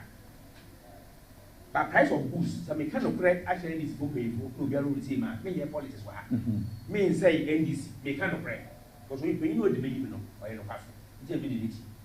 Mo say NDC, be no you know pass be NDC.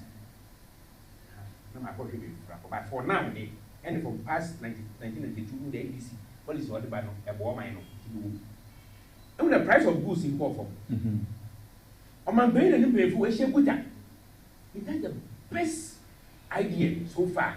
I will order applaud the government and I will save the government.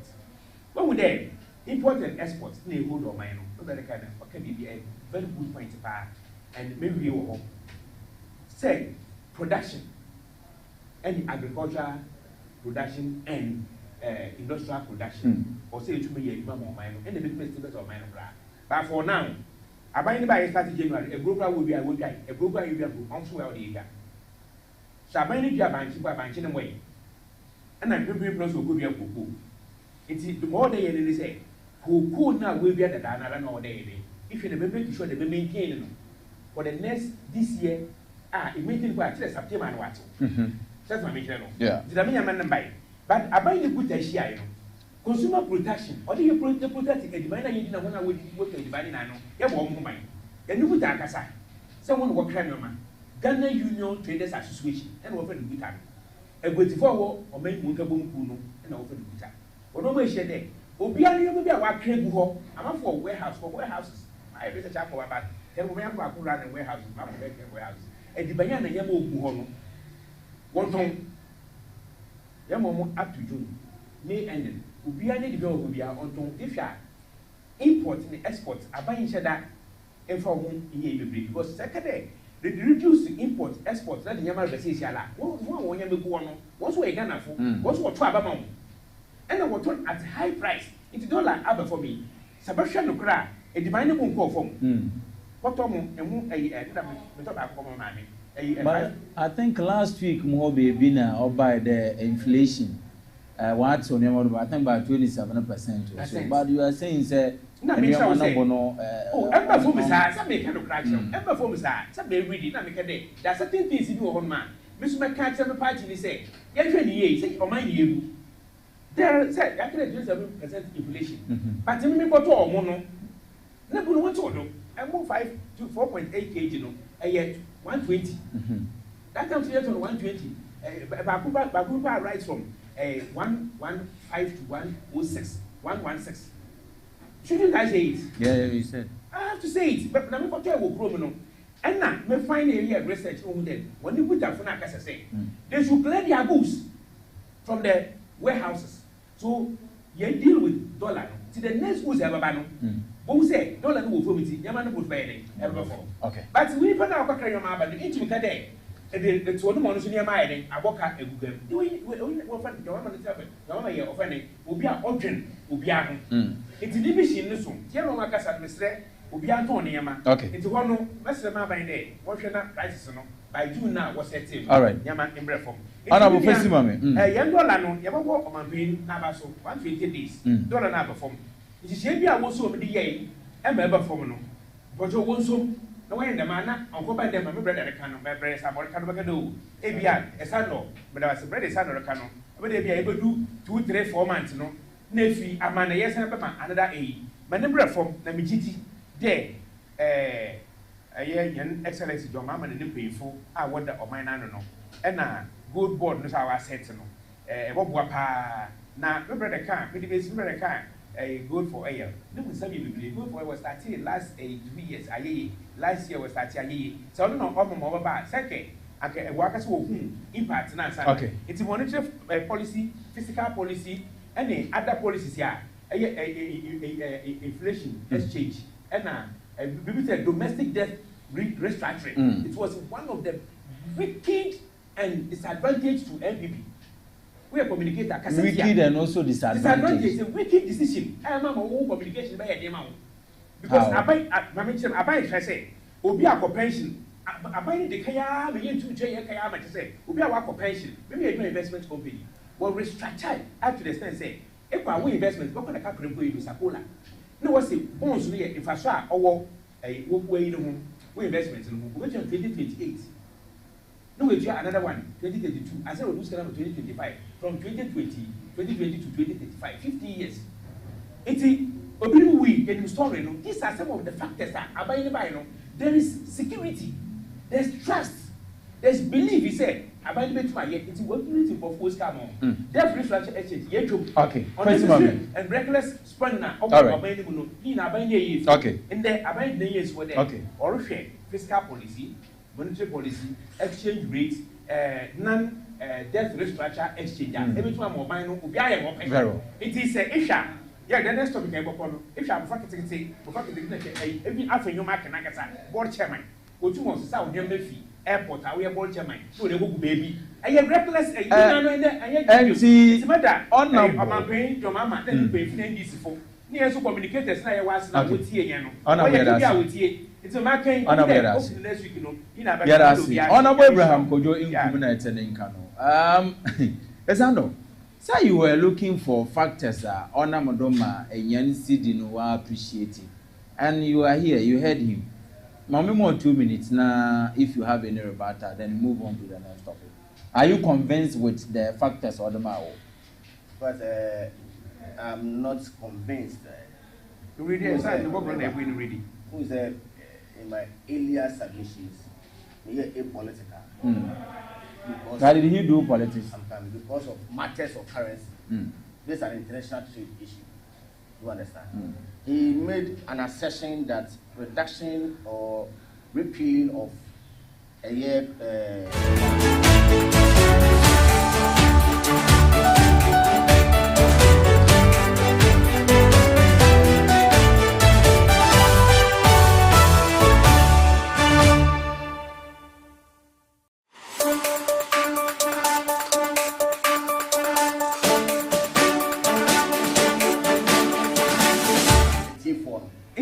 You have to inform them. I have already informed them. But he was saying that taxes will if you go. He was emphatic or say, okay, so. What is money? The better 120 days. That argument, now I thought that was really the subject matter for today. 2 minutes. Senior MBK a session on repealing of the betting tax. And then the e-levy, right? Therefore, these taxes has consequential effects on the appreciation of the dollar, the local currency, the city. The city. Yeah. Granted, tax betting was 10% levy, right? 10% levy, right? And the e-levy was 1% levy. So the total tax, I think 1 point something. No, 1%. So the total tax here is what 11%. And see, missing your catch and say. And the local currency because of 11% tax repeal are binding treatment 4 years. Not just say, I don't know how much currency now when they are moving. That is economic. That is paper, please. That is economic dishonesty. Now,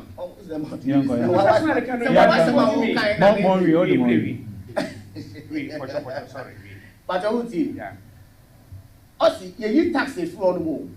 And my local currency now when they are happy, and then I know electricity tax and that also saying. You will help me. Let's equate that. That is 14.7%. And I understand it. In so now, how many are that also? 4%. And I'm 14 plus 4. That is 18%. Can we say economically? Say, who you tax of 11? No currency. And when you be more nowadays 18 ever tosua. Then what happens to the currency? That wasn't only factors of mine. Also reckless, excessive spending. One leg. Okay. So if obeyed a tax of 11, a must see that one in the that's all the 18% but also there and the city in the but that's it. After he made an assertion on loans, domestic loans, said Obi Ghana at a point in time, 42%. Why would you make such an astronomical lie? It's too big. In Ghana, tell us what you let have. Produce it. Let us produce it. You are Ghana Hanum, any senior chairman. Let's flow. Let's see such arguments are economical arguments. So let's appreciate our arguments on air. So the best me phone our muti and we say yeah one say yeah. That is what do you want us to say? Asat yes ya be mu. Se wo ko bo besia wo banga. Oh, us take we the beginning of 45. Us okay. Us if remember now us 38 to 42. Chairman. Say a bano interest rate on loans, domestic loans. The determinant will be a Ghana referencing ratio. It is a subset of Ghana Bank of Ghana, the monetary policy. You understand? Yeah. It is the monetary policy. As of 2024. We make arguments in our end of December 2024 because that time we have them. let your producers find out. Say you determine interest rate on loans for commercial banks. The baseline and the monetary policy. Monetary policy as at December 2024 was around 27.7. It was running now about 28%. Okay, so in no way. In December 2024, the average lending rate in Ghana was 30.25%. Wonderful. According to National Banking College. Wonderful. So therefore, monetary rate, a standard that Bank of Ghana is set to regulate commercial banks. And if Bank of Ghana sets the monetary rate as a rate of 27.7, let's say running it at 28%. You cannot level. I'm coming. Oh, why? Yes, ready. But let's go. Let's go. Basics. What does I say? Bank of Ghana and a certain lending rate, interest rate, yeah. And a new rate or the set the monetary policy rate was set as at 2024. Year before I payment plan, not at 27.7. Or Cassan said, so we are commercial bank now loan.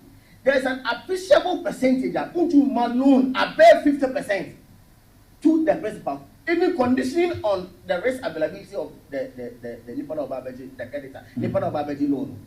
Yeah, risk profile. Now, as we come out on the interest about them, but you cannot even level above 40 to 50%. So there was no way. Even commercial bank was giving around 30%. Would you mark interest rate by 31%? Okay, first of all. So where from that 38% and where from that 45%? All right. It's so bad, and it's so bad. Honorable, just 1 minute. Yeah, for the next topic. Yeah. Very well. I want to go girl now.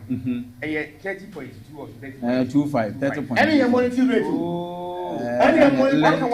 rate. Any Bank of Ghana rate. Bank of Ghana rate. No, that means 27.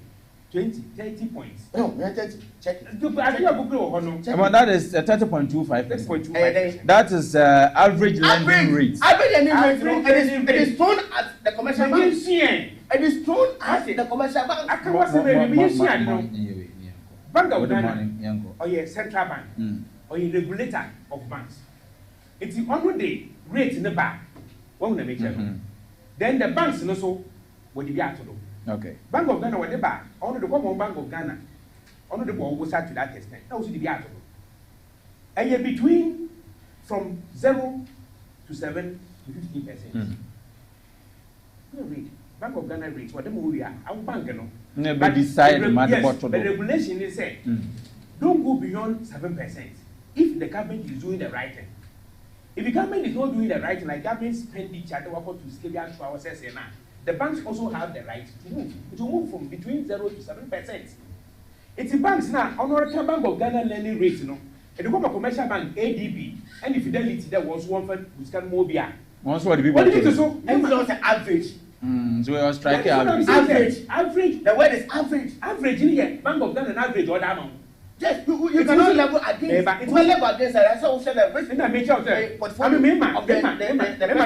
explanation. I want kind. Now make sure we say Bank of Ghana the amount 30.25 now. And yet the rate no. Our bank no. Regulator make sure we say man go beyond certain rates. Between 0 to 7%. Now, if your interest rate and interest rate, I actually discuss for 2 hours, and she 7%. If Bank of Ghana sets as 7%, or then maybe people almost 7%, you know. If Bank of Ghana, it got 3%, or then maybe to Roma, will be 7%. It's a bank, you know, so I told you, say, January, and I make it January, but make it the first, you know, it was above 45. Now, make it January. Me say will be the loan for me. No. Above 45, no. No, me say substantial 45%. I came back to a point because the first, you know, more than 45. But January, when I was signed a loan. Oh yeah, this year January. And I had 34, 38. No, December me sign 38. January me sign 34. 2 weeks, because 2 weeks because last week in the around. Okay. 2 weeks, you know, me call commercial bank. Now 22. That is commercial bank rate. That means there's between 0 to 7% difference. Bank of Ghana lending rate, you know, Remember from as 22 now commercial bank. All right. But a difference, no? Because of Bank of Ghana governor, who's recently, no, they reduce the monetary rate in the country. Monetary rates, I the standard. I'm a bank. I wanted you to substantiate where that 45% or 38%. If there's 7 to 15%.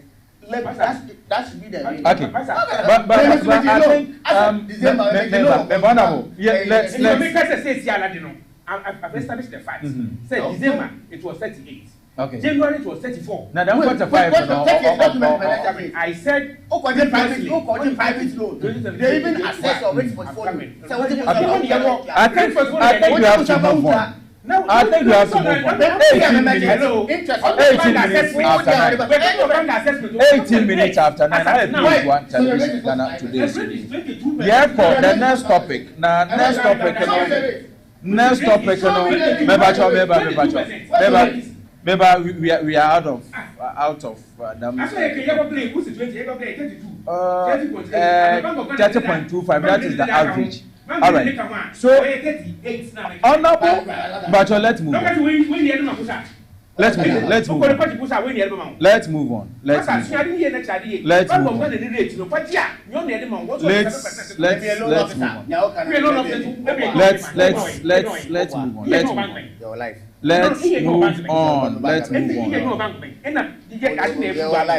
Okay, so all right.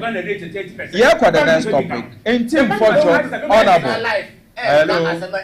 Honorable team for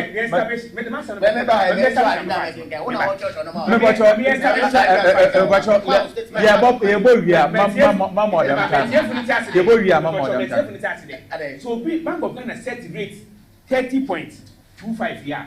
Bank what's the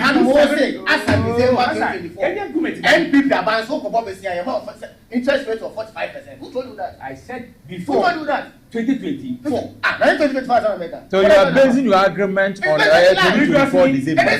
2024 December. 2024 was 38%. 38%. Well. That is the average. Average. The Bank of Ghana Bank is the 7%. Other banks also the big bottom. 7%, but we do 30.25. Bank is 7%. So it will be 37.25. Now my question say January no December 38. And January about 34. I told you that. So the 45 doesn't come in here. The 45 I referred it to 2020 2025 It is wrong. Let's move on. And team for job, honorable team for job demands. 45 points. Honorable team for job demands answers on $350 million and 150 million oil cocaine seizures.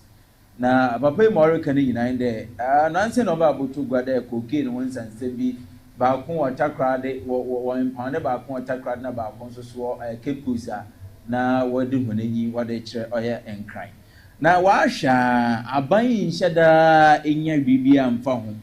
The only thing I buy no, we to me na why ye, ever home ye there. Let me see. 1, 2. Cocaine. Once and send me about to go aside. Them 350 million. Who ends and send me no ononye and a buntua. Pain John Dramani Mam will to in the wa lane. Some of the one hour involved no. What do you call Akujina and Brown? But the big one, the main one, dear. Pain John Dramani Mahama. Why you do want to can be a and demand the answers from Metro 8.9 kg cocaine our bassy and we're prosecuting been but the assets now on 350 million and 150 million US dollars no why you do and unya in church na osusum pode them you more to the 150 and 350 no osusu there NDC former parliamentary candidate be ono en oshasa consignment no oye ne dia abana ye din abana nye hwe fa that ben aban the response dey ba with regards to oye them cocaine seizures oye 350 and 150 million US dollars each. This time around, moment chance in Finfi honorable oye Abraham Inkumho.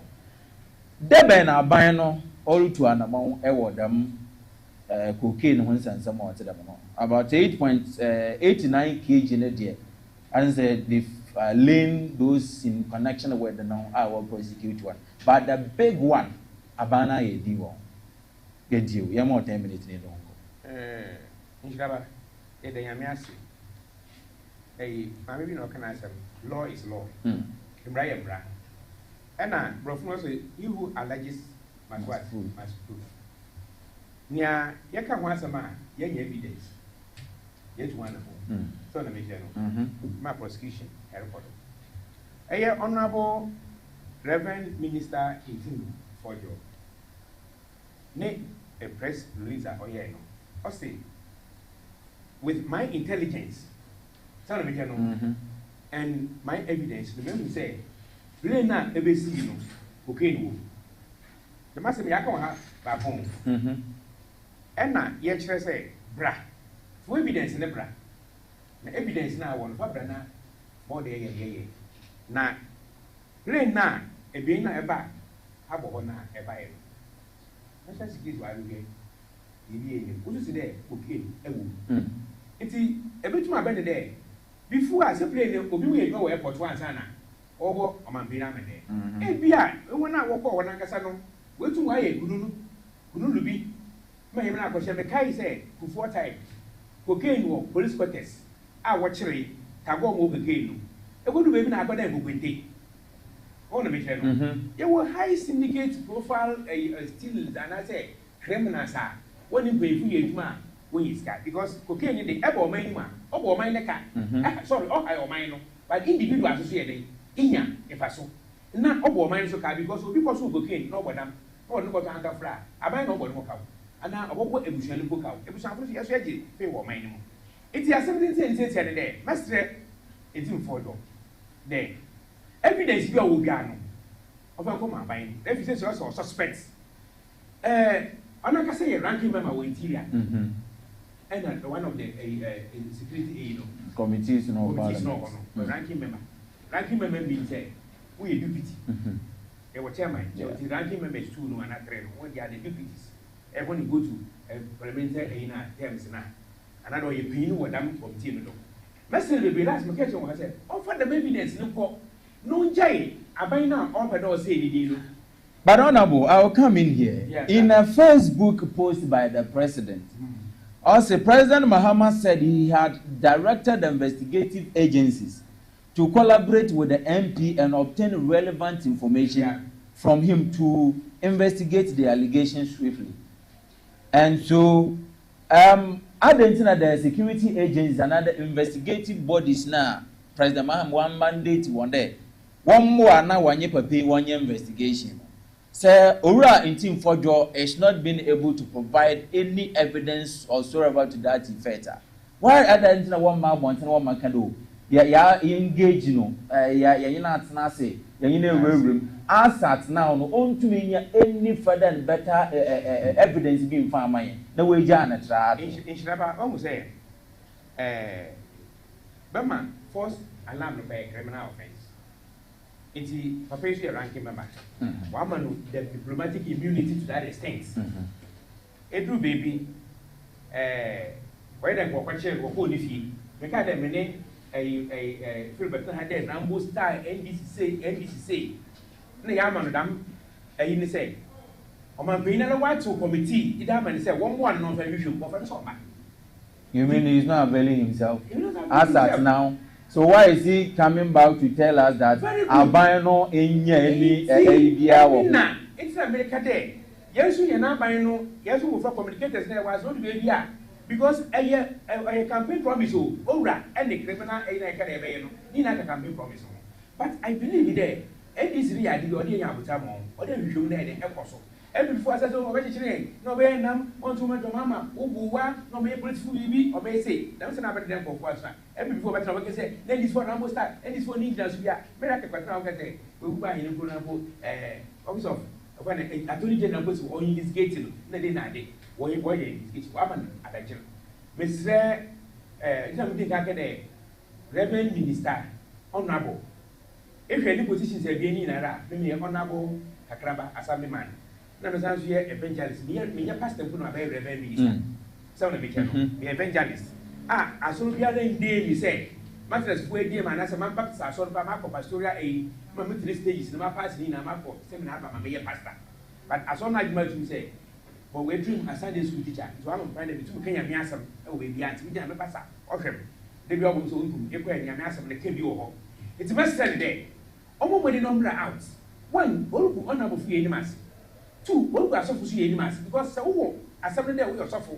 Now, why some not Papa Bonti? Now, you tell me, your mamma, why you be that? I will be pelling. Your mamma rest, I will be pelling as another development. What you are going to do, you never want to know a president happen. It's a Mrs. there, but your mamma, what to the was.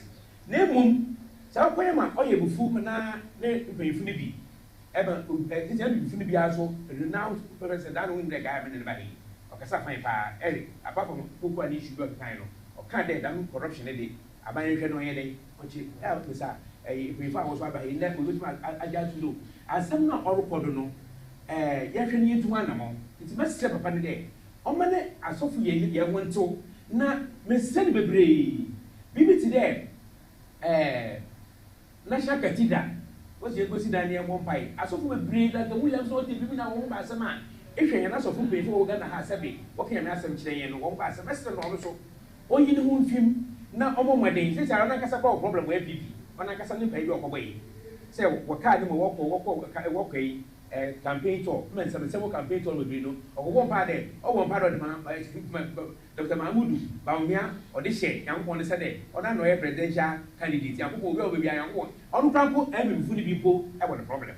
Master day, what is my young Cassano Bonde, you will fashion be, Master or suffer.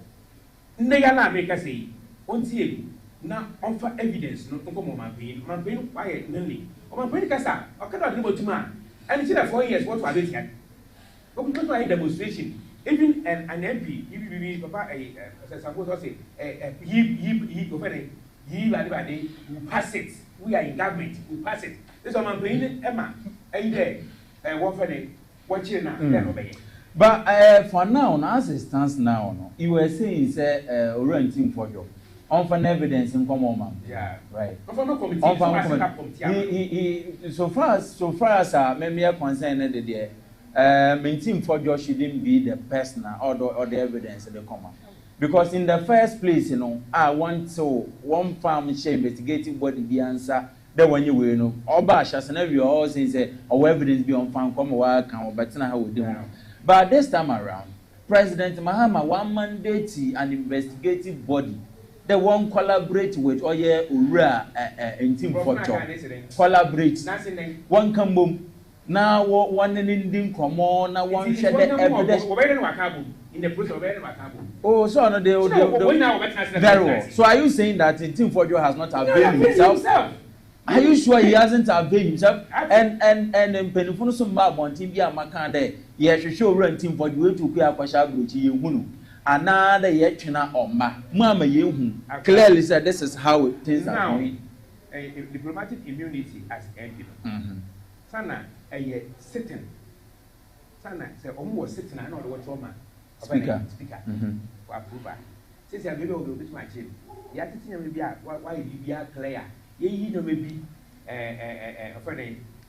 parliamentary. But it's going to match. Oh, apart from no was sitting. Or was sitting, won't you mention about the was sitting or parliament. So sitting or what? Maybe I would say sitting or what? Only do what drama. Speaker and sign our order. But since you say only sitting on parliament, no baby, he is subject to arrest. Very good. And then first one, the police fee. There was a Rambo style day in Adi. No more German MPP there. MPP in your name, Embra. In the Baumia say the town, we are going to go to the name.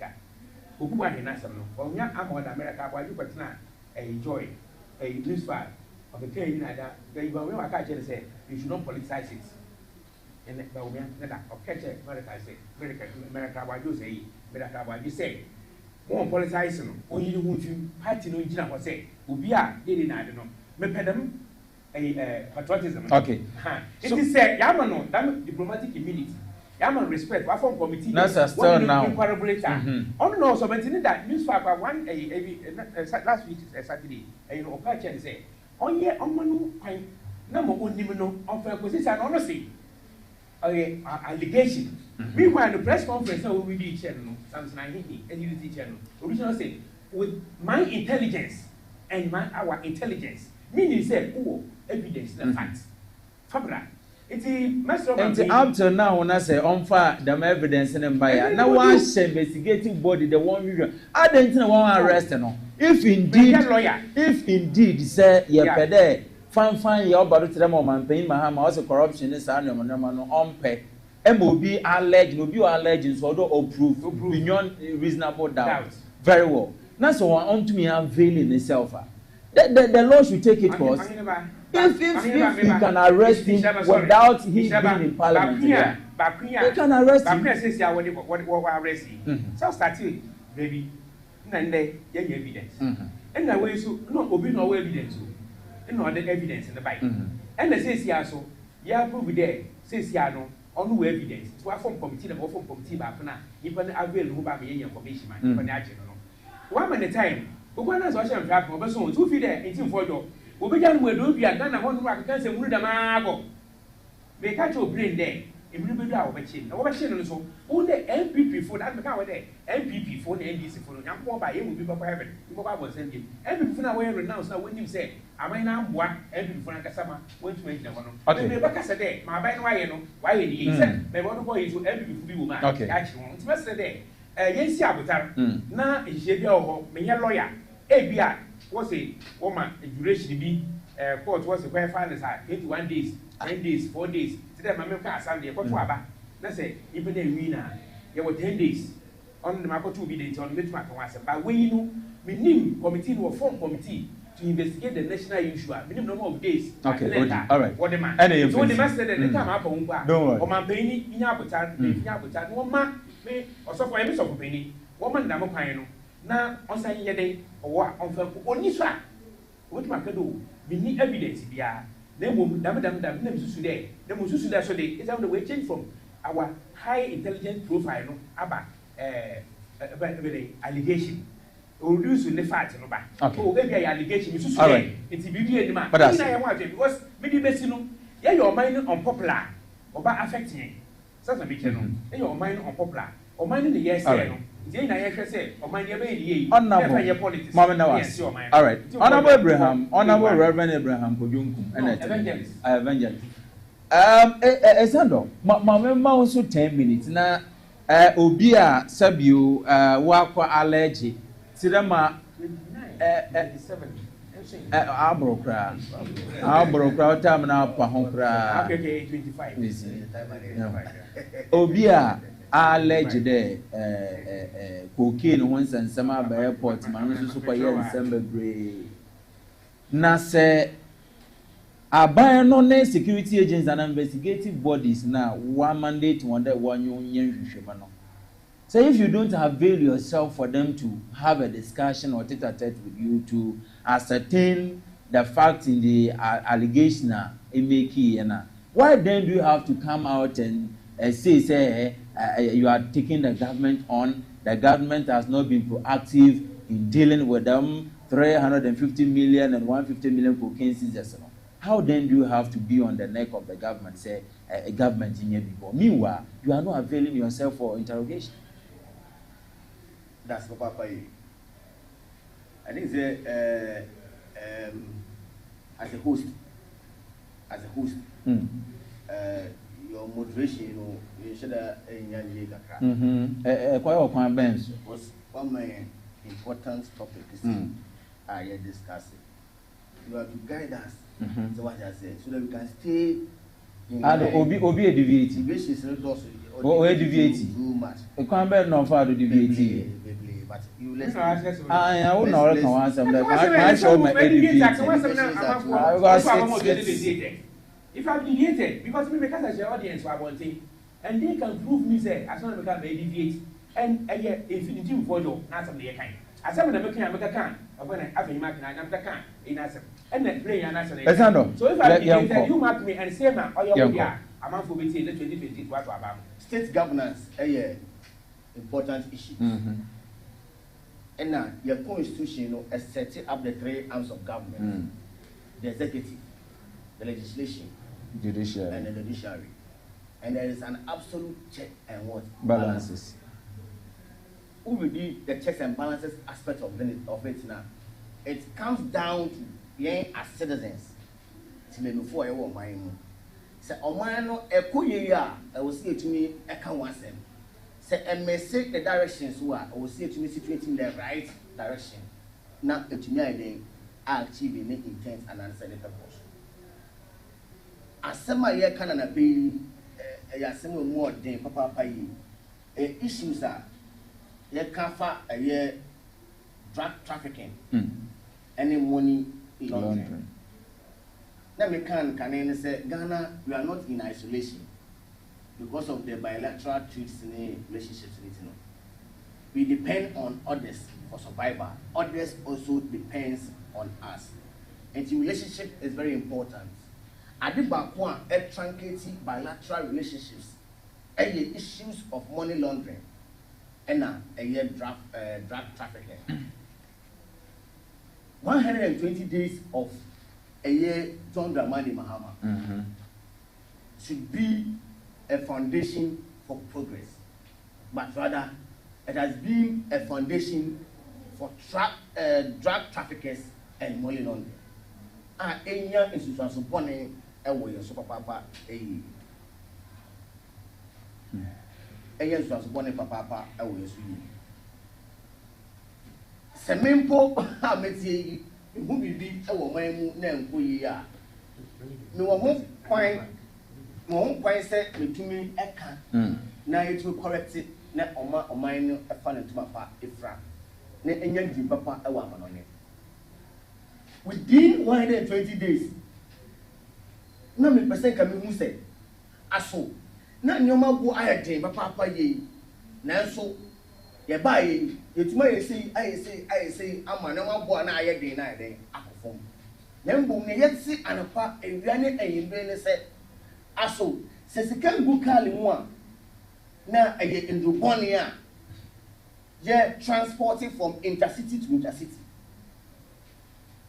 On March 4th, Ghana this year, March 4th. And I. It's not BNI. Yeah. Who can sign a man for say National Investigative Bureau. Or your state institution or more into investigations. £1 cocaine. Oh, Peru, Cape Coast Mines to here, Peru Junction here. Chairman one Tiana. So what's here? Meet you. 3.3 tons of cocoa bags. Cocaine bags. Cocaine powder, 3.3 tons. What the bags? Why 143 bags? This is goose only. Tracking what you mean? What is swap? A free tackle ever seen. And the same day, and I pay. And now, my Ghana, ye can't cocaine come on.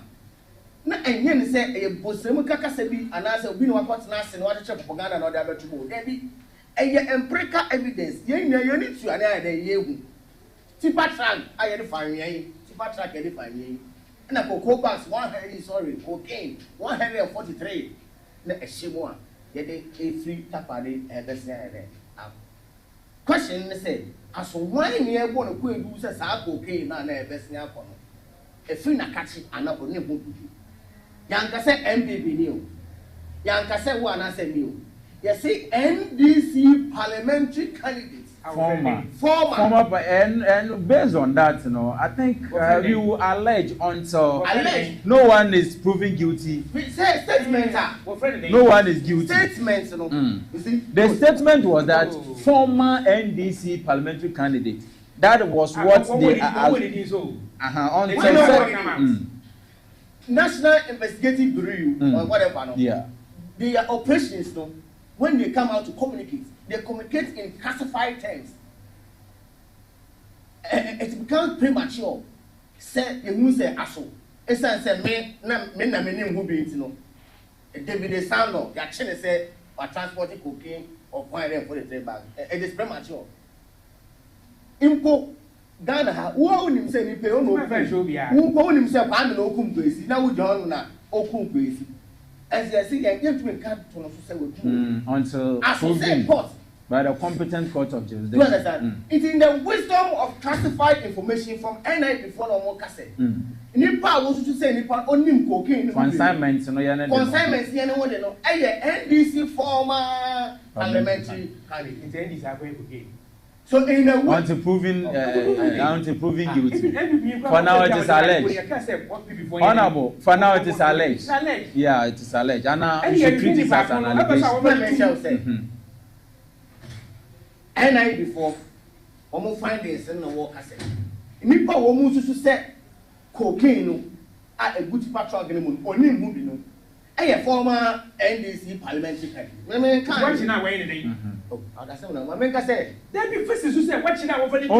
Allow him to make his point. Honorable, allow him to make his point. He has 10 minutes to deal with. Okay, so let him finish. Is that no young? Now, narcotics for what they call a lab, or test say powder, no, say your powder, yeah, say. And some which are you do maybe and I say then powder cocoa powder say then powder. That's important. Okay, no establish a pure 50 to 70% a purity range. And a 4th March. On the 8th of March, another operations. And 13 bags of cocaine. And then also of inside then. Right. But that's what I say. Now, some community within the 120 days of John Dramani, which has situated the country as cocaine hub and transit for cocaine. And one said Ghana and they have transit for cocaine. Really? Yes, because share the consequences of either money laundering and drug trafficking.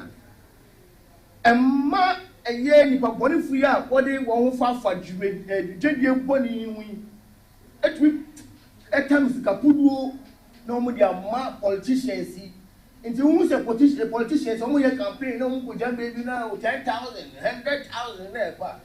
We need to ask for the sources of their income. Maybe also a more bank now or campaign investment company now or their campaign. No, obey guy one we use $10,000. Example. No, we use $20,000. Example. Now, check my investment broker said, "All I'm put off for talk." Now, obey campaign. Or do $10,000. $20,000. We need to ask questions and establish the source of such monies. Where are these coming from? These monies are coming from the drug laws, gangs, and dealing in money laundering or drug trafficking. I think this cocaine they were impounded, right? And it is under investigation. Or they've left the case unattached, unattended to. It is in the hands of the investigative bodies. $150 tank of cocaine here. You say a Yopana. NBC. So what I say, and the Italian man. But in the same course, now you're cheating and saying, "Oh, my MP Musu say, I don't know what's about." I say, "Yes, so much you, and so much, and on Columbia, you don't want to court you." Yes, I know. That was on the 2nd of April. I'm a court by I'm a mobile. Omuso Moya and Samuel, where's I know. Not the internet cocaine or 4th of March, at least they are establishing the prima facie of the case. Near to me from court. It is questionable. And my lawyers, the Funan work home with the shield of justice grind slowly. So, I mean, why don't we take our time for further, better investigation? Granted, with reference, we make it an allegation said, an alleged allegation said, asshole. Hospital phobia, airplane, Ababesi, a year, Kotoka International Airport. Now, hospital for no airplane in there, get it transported, I left for, and I let it now, as almost a share or more archives in one. And for Oyanophobia, and back, number for Oyanophobia, Frigana, so I there, uncle. Now, also say, sir, plane ABC, okay, let they buy it. Meaning, or alleged with no facts. First, also with high intelligence. So this is high, it's still alleged. High intelligence, meaning he is of known. High intelligence, he is of known. Of known. Master, you can't provide favorite you. And I let them be so today. Never me there. Maybe show me the Madia Meguno extra day. And this Academy intelligence. Intelligence said, Aso, PH-1 TV, next one, among phobia. A tongue cocaine one. And now we are human trafficking. Why research? Trafficking one now. When it's not research. Intelligence. We can say, obey intelligence. We will be at the and say it's winning.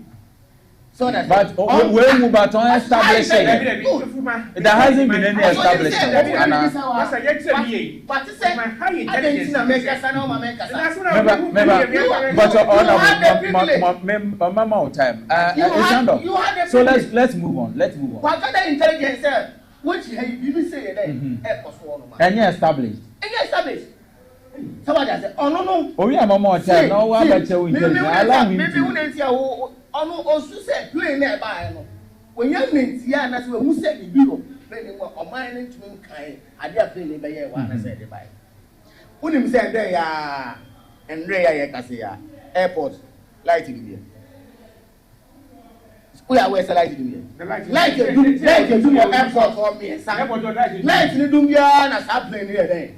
About but I don't know how can you also substantiate that light no doom na airport no it was as a result of say the cocaine be what the cocaine so these are all information what the president said. I say I have directed the investigative agencies to collaborate with Reverend Intim Fojo and obtain relevant information from him to investigate.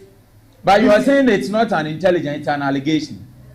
It's an allegation, right? And if whoever that alleges must prove beyond reasonable doubt. Granted. So you should come out with it. Do you know why President Mahama has interest in the case? Because of its repercussions on the country as a whole. The negative repercussions. That is why our director said, we invite Nipana all cancers and now won't see information about why you're finding. But why is he not availing himself for interrogation? Do you know me? Answer me this question. Do you know me? Me, I don't know you. Is it only today? I don't know you. Yeah. But how did I end up on the show? Your producers engage my regional communication director. And then my communication director liaised with me that David Esano today, you are coming to PH-1. So if the President of the Republic directs the NIB to engage somebody who is alleged to help investigate an issue, it must be either in written.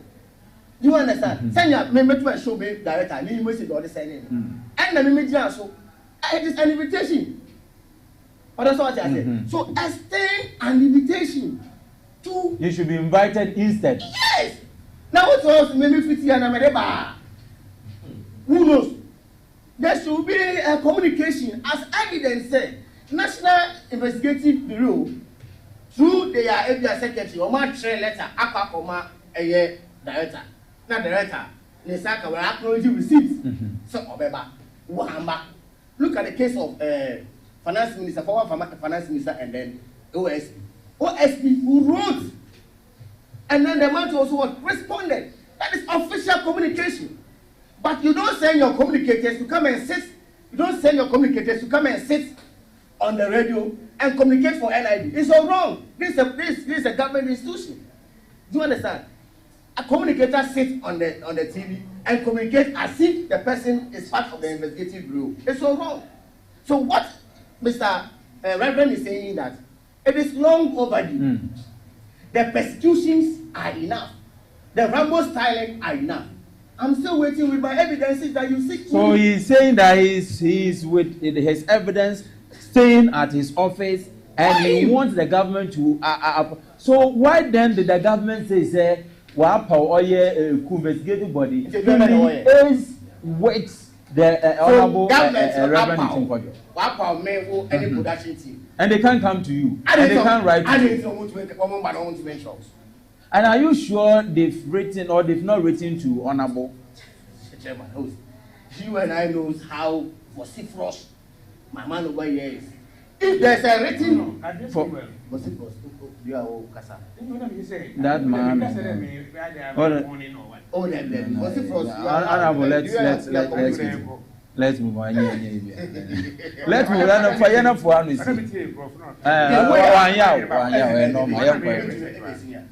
push the all Casaya or Vim or Cassi, you know, the last of the year, free moon, that's all creatures, or the county. Can letter excess asshole. Investigative body, no, or won't share the man, Reverend, not Reverend number. That should be the center. It means that the person probably has no. Exander, this issue is a national issue, and it will be an indictment on this country if say cocaine is again yan ratify ni egu baby anokoda you know say a very indictment on the country as so you Reverend team for job Reverend Nancy honorable member of parliament na committee interior committee or parliament can and this abano and if you've not been written officially to provide your evidence, why don't you go to the appropriate quarters with your evidence? Say abano one you show this is the evidence and maybe one tier maybe allergy and intelligence in the chairman. So take this evidence and move on with the investigation. Or you are waiting for them to write to you before. That is my drink a crowd members to make sure that why don't he go to the appropriate quarters with the evidence I have? But rather waiting for them to write to you before. So Reverend, as a member of parliament, Impo or Castle, we say air person they see it. Rambos, ninjas, and all the police. And then silence. No, one of course, Rambos. AK-47. Name me what I'm coming. Then the legend of the garden. No, I'm coming. Nipano or assisting. The person must assist the investigative body. Now, when we find the resolution to the case, we go and feel then I'm going to pay. And you're in trouble. Now, Sandy pay or bottom because of more crack away to more. Yeah, that's it. But unfortunately, no, and the airlines, your problem was. And unfortunately, no, you're into a paying into my bigger course, but the technical men are also working on it. More 1 minute. Now, young fan rapper. But then, good morning. What is the NDC panelists there saying? The gurus in his party are saying the strength gained by the cedi over the dollar now is due to Dr. Baumia and the MPP good policies. Mr. Mahama should sack Sami Jemfi for spreading dollars on Agrada, or Sami Jemfi should resign honorably as Honorable Cecilia Dapa did. Agrada be a cobra. Ghana is finished under this NDC government. Kofi and Tobam Raba are another message in the buyer. Honorable, more 1 minute now. We are about then young phone commodity in Brave. It's almost 4 minutes to hit the top of the water. Cocaine, you $150 million, 350. Then I can say, near watch, I don't know. We will know offer evidence and black. That's an acre, so NDC MPP, so NDC Daniel, so NDC Abadio, and I there, watch it. One with that, men on the eternity. More TV as a disclaimer, I did have a power. See, a cousin be says, Siana, or Company who says, yeah, what about Jamie Apple? It's a year for people we are broading 2 cities. What no call, or we go here point out what no call. Since you are the as American, lawyers here walk up and now over you. We be not 18 for your national AK. us intelligence, this is us allegation. One form committee, you should make himself available to support him. Why don't you write officially to him? Number responding questions. Me say, watch your woman. I don't see one show him now. Mr. Me end this phone people. Me a communicator. My brother say, one show man. I also know the white woman. Or publish a letter and one for me, yes, communication, you will let our man. Me may yet some qualities there because support NDC. My brother, what can be straight, a constituency communicator, Butala, with them and Gabriela, with them as Sabigafi, with them and Payfo, a Bessintelli, no American chairman, my constituency chairperson. And the DC, the control there, the mass my economy, if we are, my boy, Madame, one for letter and brown one, thinking with the way back. When you invite us, when you invite them, one number of days, when you invite them about watching them. Simple. Okay. I think that is the way to go. That a so that a 350 or so. Also, we know also over that way investigation. See, out of there was a NDC format. And found the NDC format. Don't have an appropriate because other countries are Russia and South Korea. Even the president himself have been sentenced. Okay. It's the best there. Ye na ye share that ye na mo brother kan na I dey NDC just sit there or ye NDC or ye PPO what you know. All right. That's all. Let us say so what and quick one, just 30 seconds. I think I support my senior.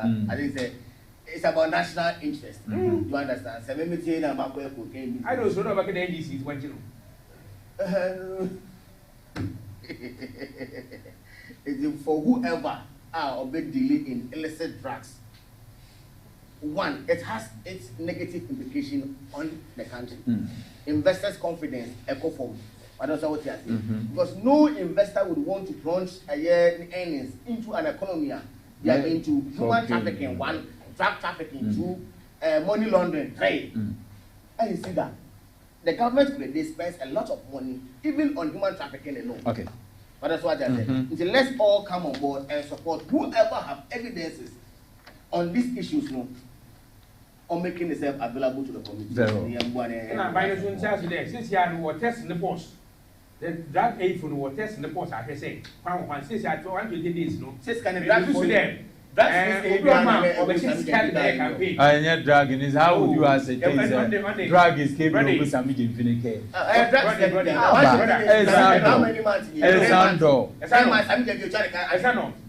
Now what's my abandon? We abandoned for drugs in this Caribbean. How can you substantiate that? I I heard Honorable Abraham could campaign for away make it start from 2013. Campaign all right. Get us say. Mayana was Honorable Abraham Kojo Inkum and Communications Research Officer NDC Aguna East. There was now David Isando, a organizer, Aguna West LGP. Mamenda Generational Believers Worship Center, Bishop as a Cosel, the Mansona Vision of Hope Herbal Clinic. Dr. Richard Boafo Boy, the Mansona PH-ONE Media Training Institute, by a bachelor, Emma Oyen Central Edumano. Gasto and Mensoplus Mesha, where the Drupana Bogoso Mensoplus, Mesha, Gasto Mesha, Rooster Plus Mesha, Nina Nepa, a Benny B. After reform, make sure you grow on swing your be a boost to a system. Emma was system no way to the wire. We are now say. The information is Momentum team of producers and our production team and us led by AJ Wabwadi, Mavis, Damaso, and Amansine, Siame, Aisha Wang, Adamaso, and Abana Basau, Anna Moba Kujo, Abdul Rahman, Sawa Dogo, Sawa Dede, Sawa the Masona for a camera, Franco's GH in Abana Kakraba, MCR, Amankwa Elvis, and Philip A. One year before boy, I am executive producer, a run and educate in Christiana or the craft. Wishing you speedy recovery or for Cajun, baby, will be around a bay and Chiakase and confirm. I mean, I'm digging when she am midi adding Shabot romance. Sorry, the young Tumana and Humana, Yamamba, a young way phone lines. We are bleeding with you, Yamiama, Ochina, Bibia, but than now. Made the Shabot romance, Yakopoya, Domnas, Yes, you are no more. Yeah, the French macro.